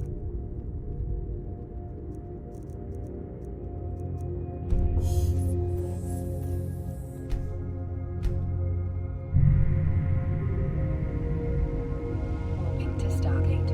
Warp drive active.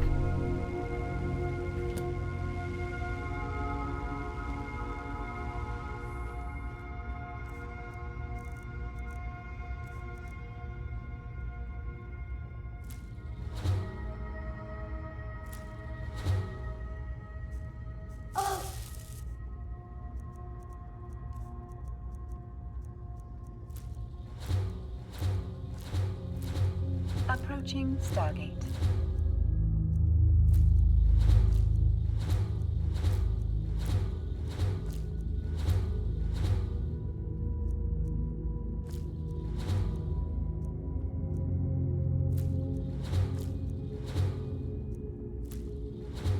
Autopilot jumping.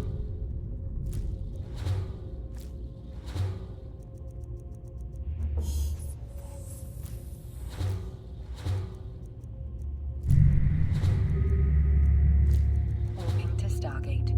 Warp drive active.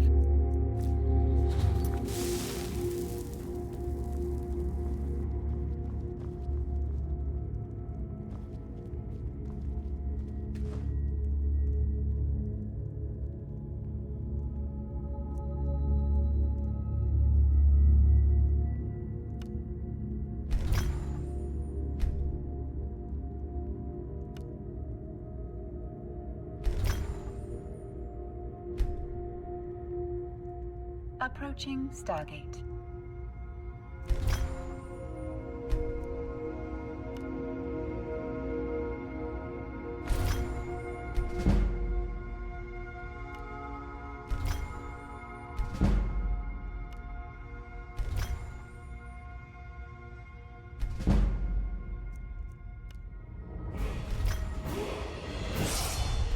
Autopilot jumping.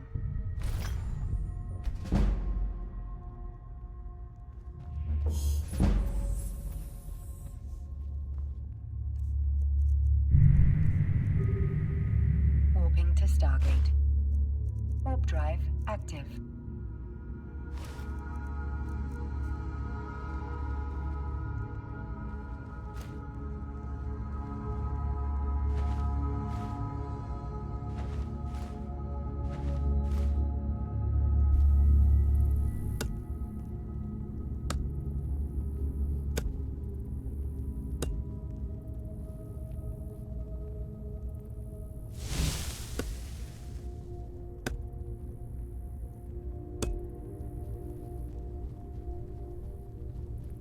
Approaching Stargate.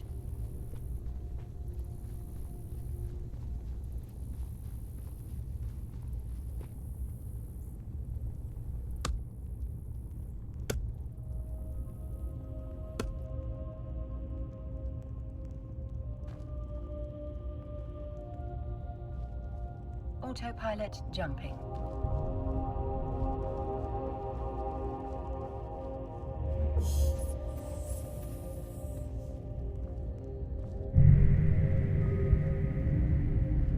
Warping to Stargate. Warp drive active.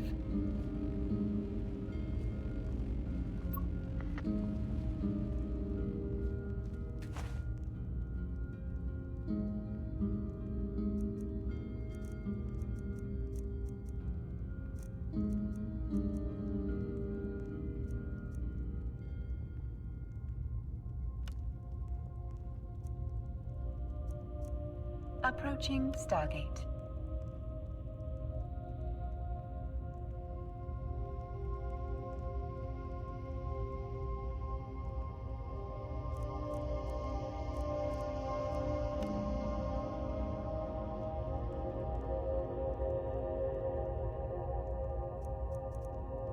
Autopilot jumping.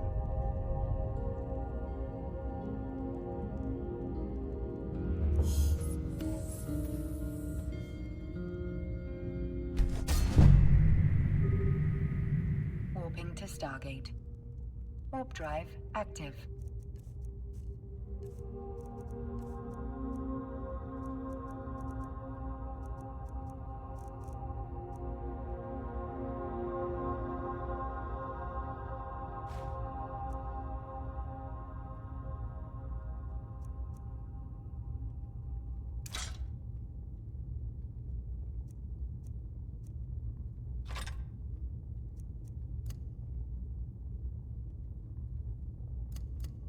Approaching Stargate.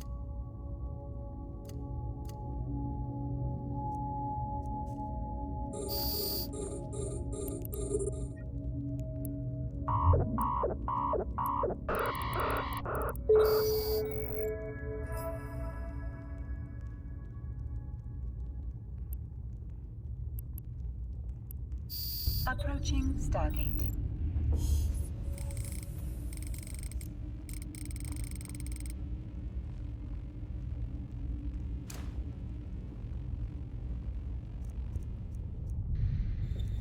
Autopilot disabled.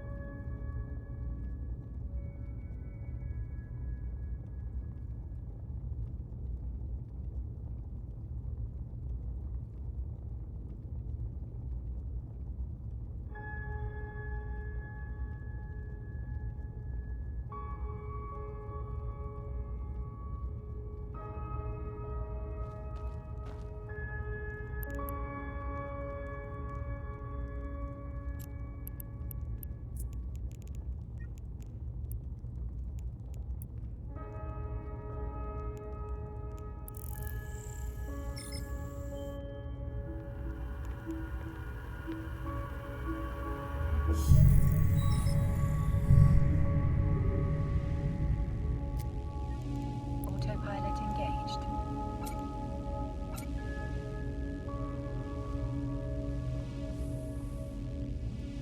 Warping to Stargate. Warp drive active.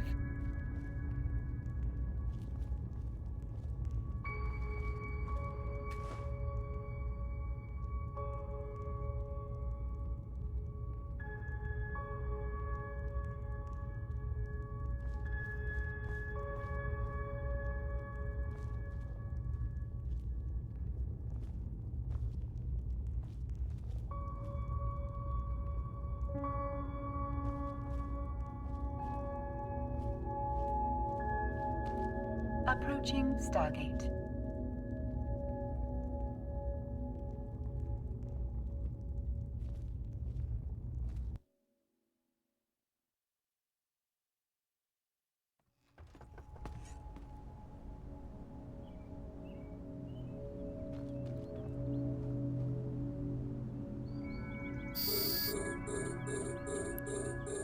Autopilot jumping.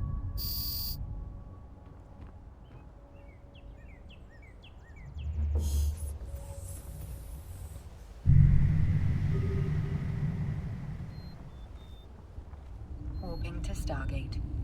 Warp drive active.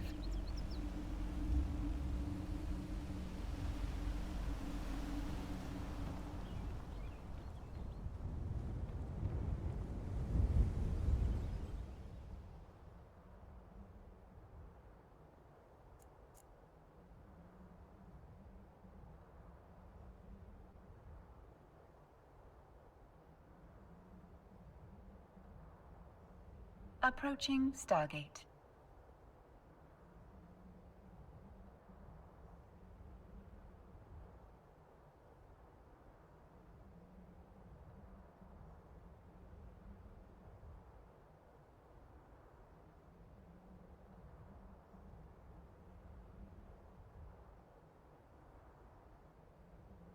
Autopilot jumping.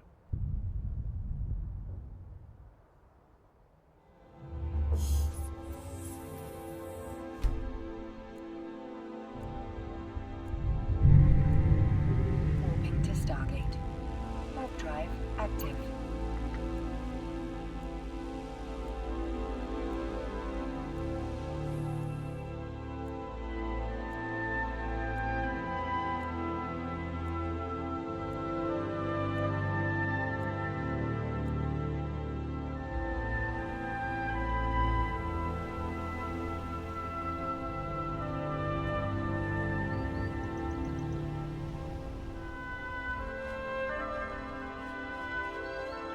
Approaching Stargate.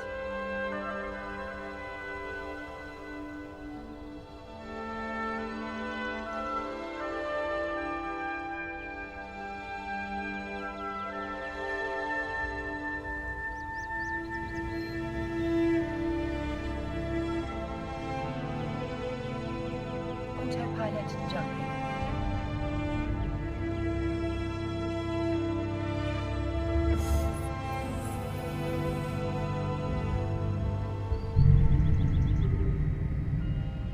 Warping to Stargate. Warp drive active.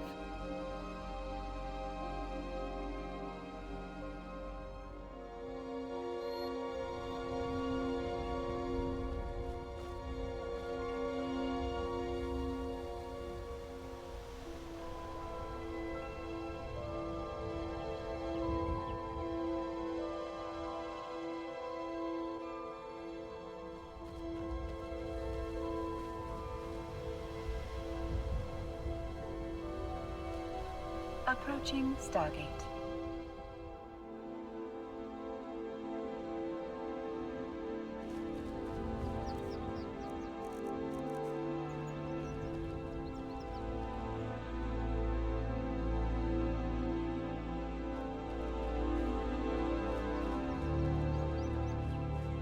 Autopilot jumping.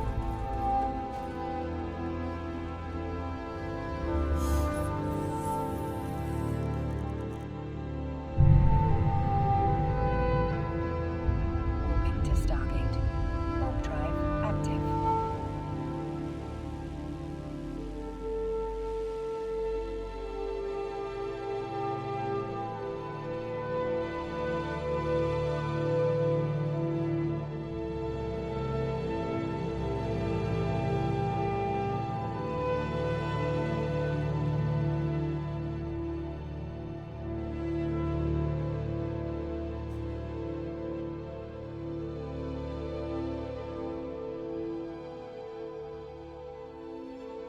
Approaching Stargate.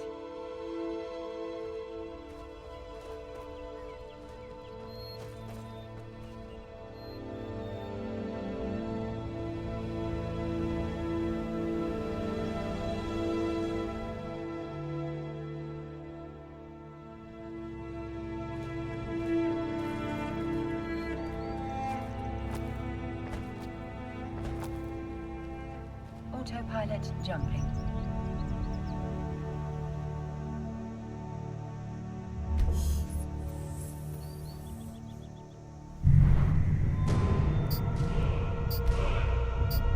Into Stargate.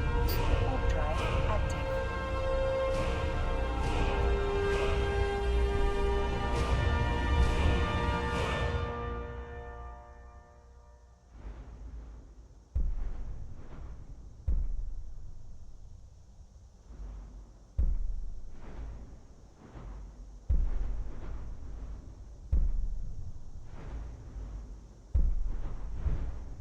Approaching Stargate.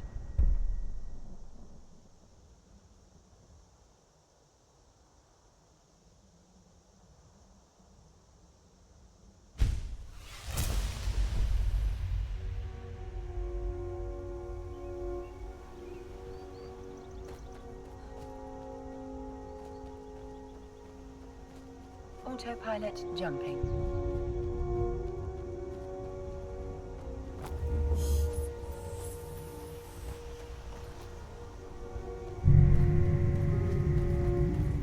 Warping to Stargate. Warp drive active.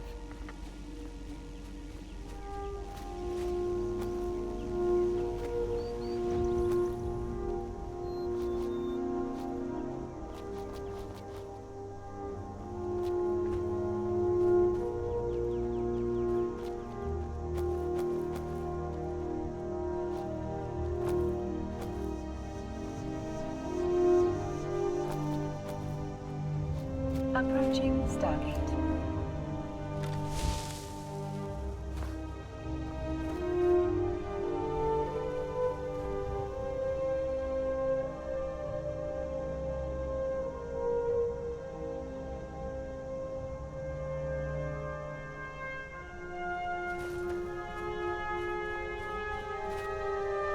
Autopilot jumping.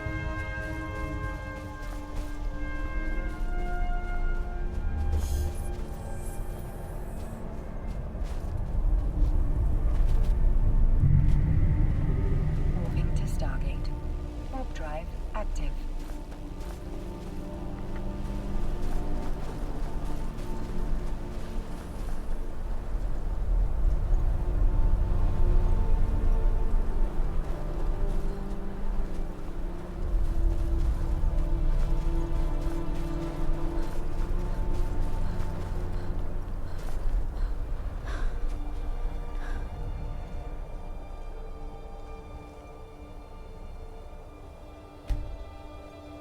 Approaching Stargate.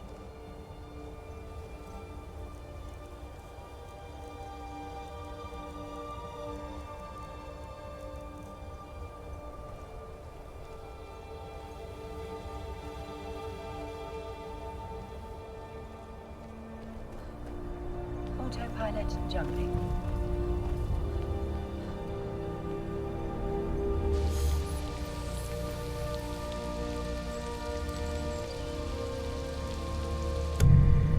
Warping to Stargate.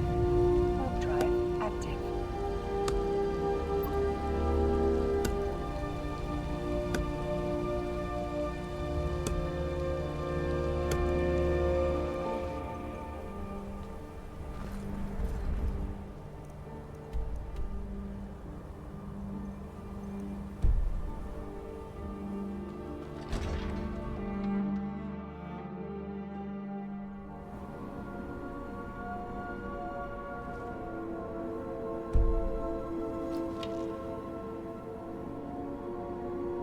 Approaching Stargate.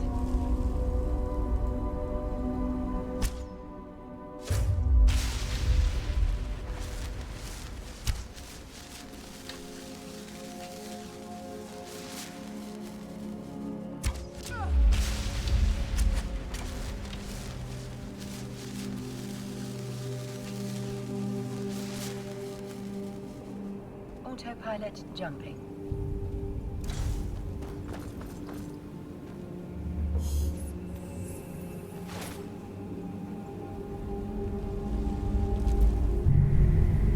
Warping to Stargate. Warp drive active.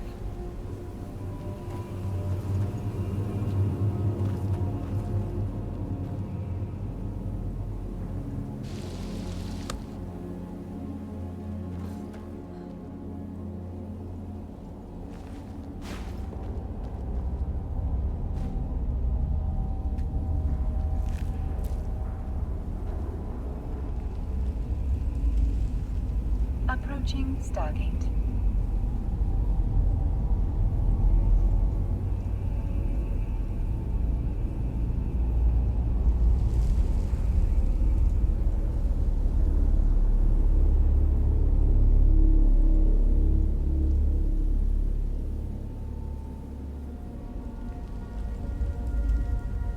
Autopilot jumping.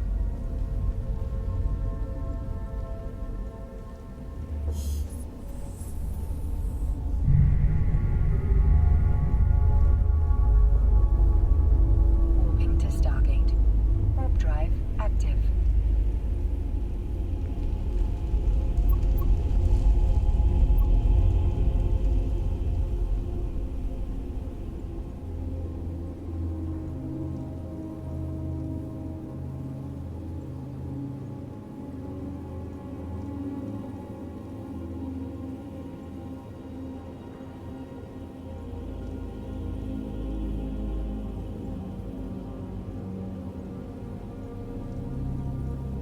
Approaching Stargate.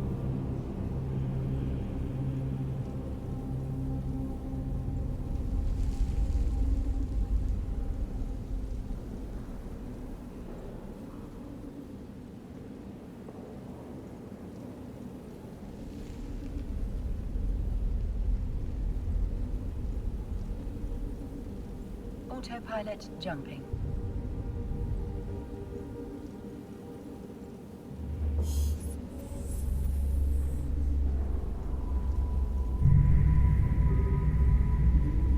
Warping to Stargate. Warp drive active.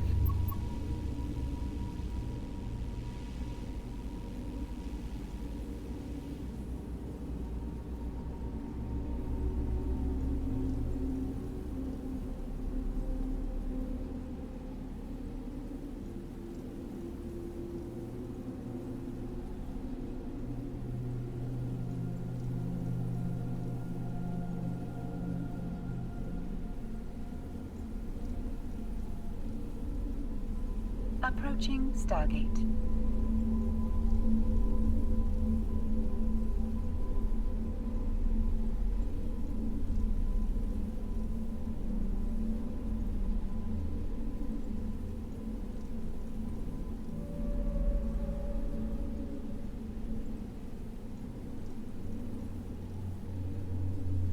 Autopilot jumping.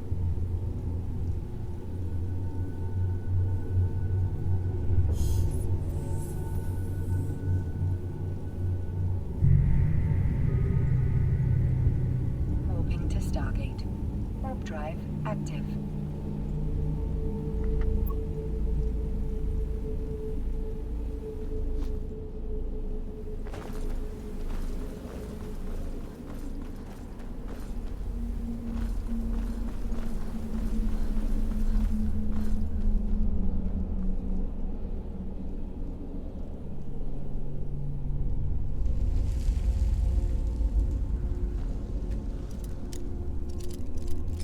Approaching Stargate.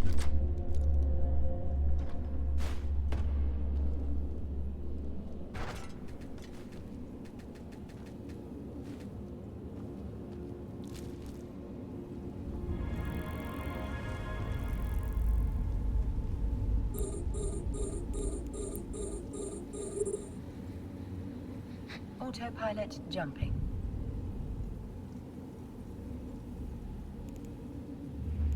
Autopilot disabled. Warp drive active.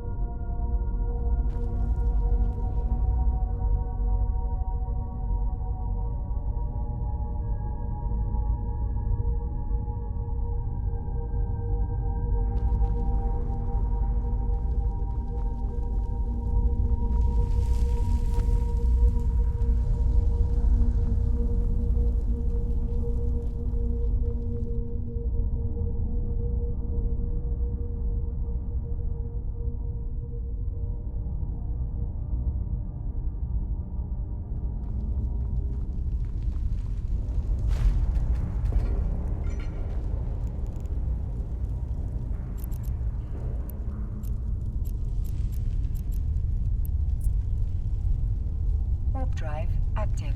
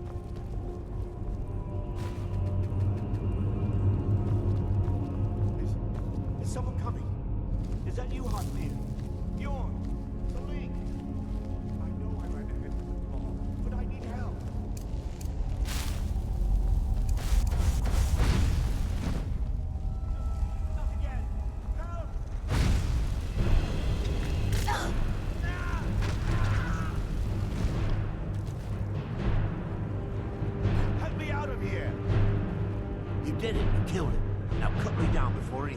Yes, the claw. Help me down and I'll show you. You... Does it look like I can move? It's coming loose. I can feel it. Ah!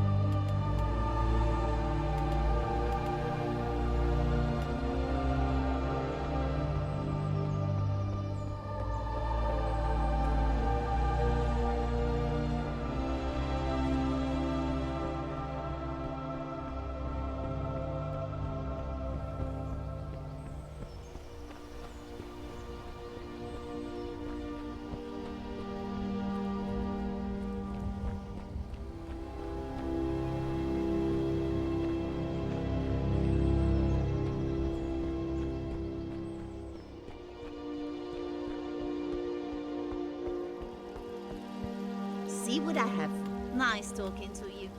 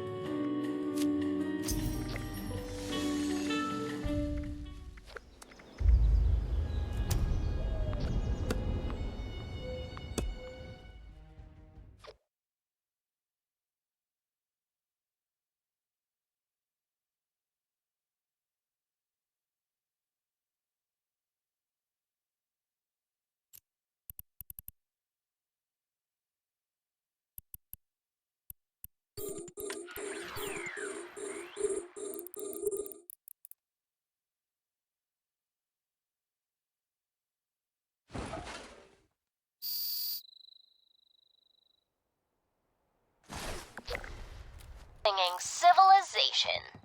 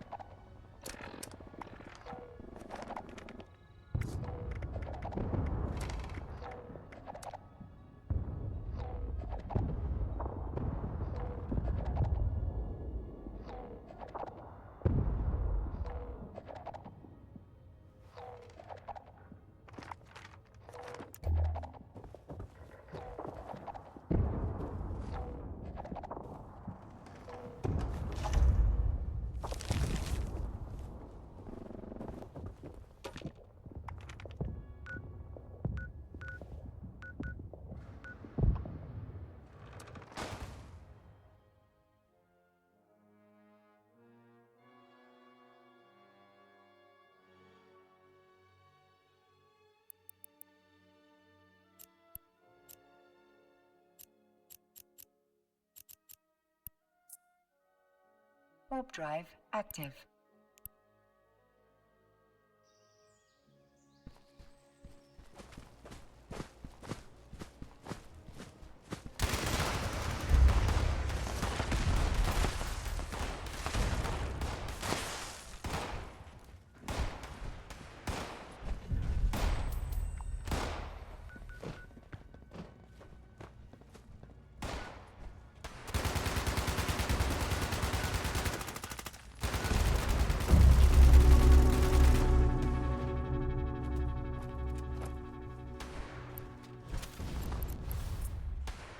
Warp drive active.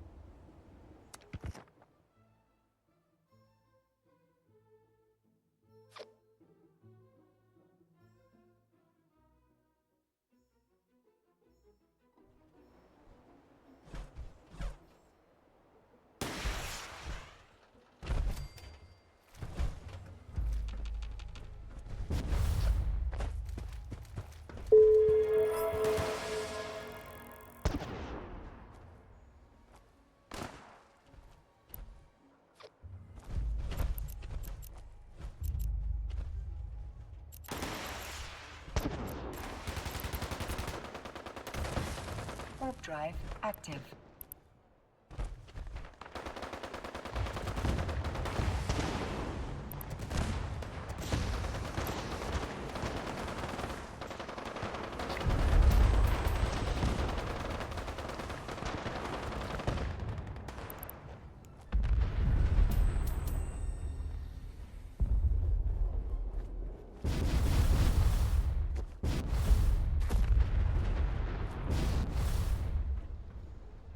Docking permission requested. Docking request accepted.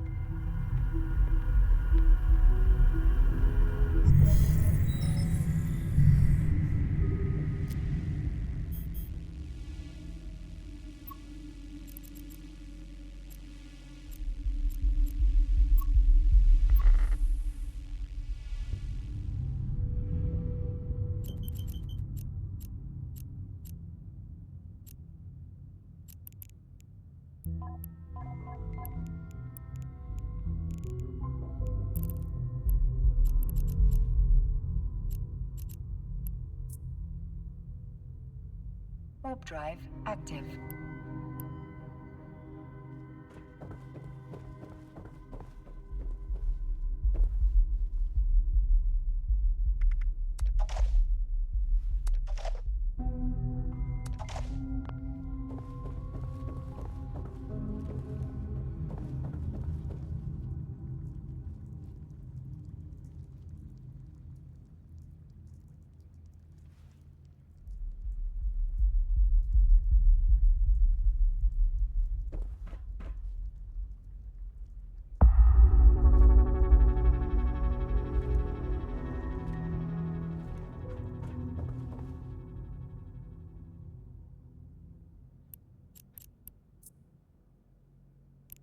Warp drive active.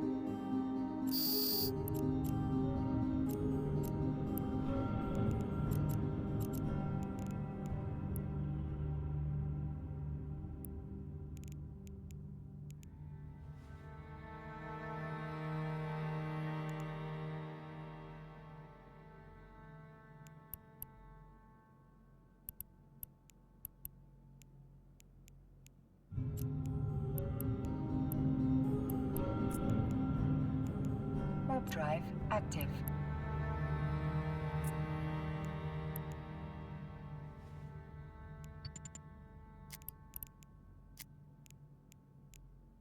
Autopilot engaged.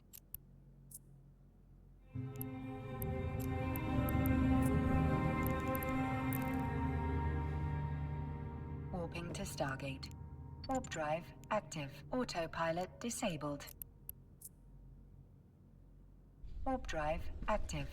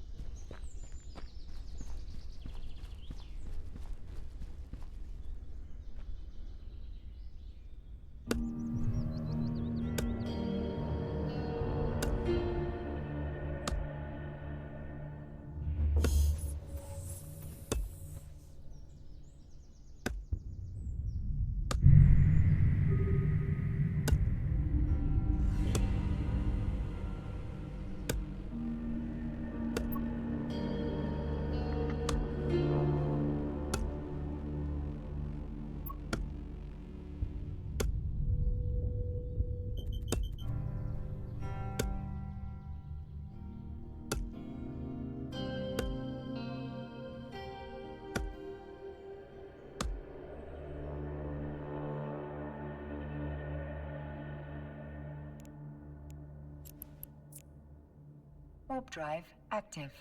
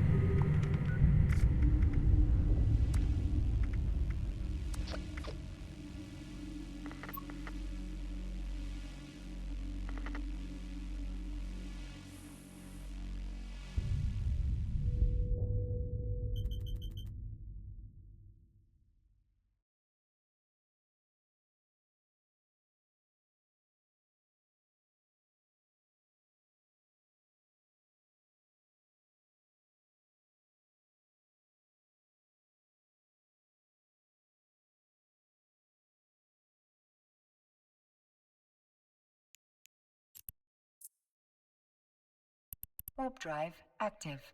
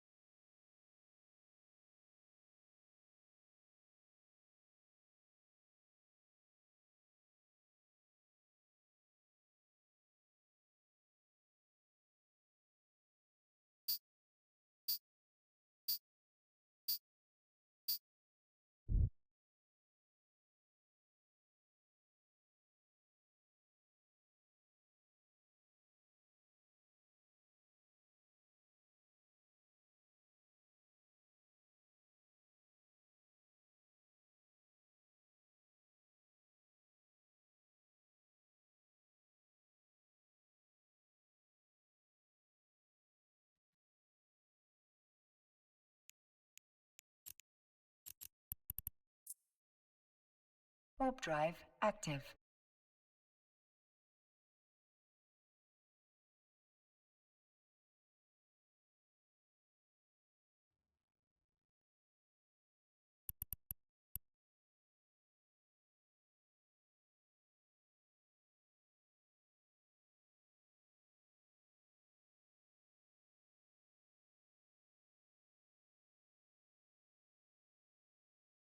Docking permission requested.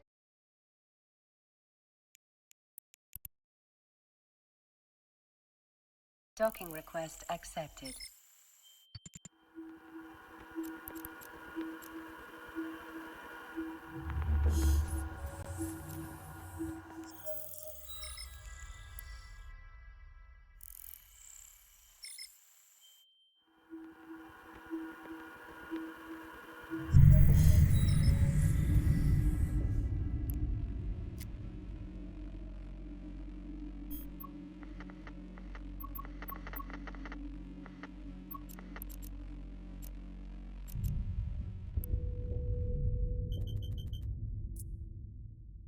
Warp drive active.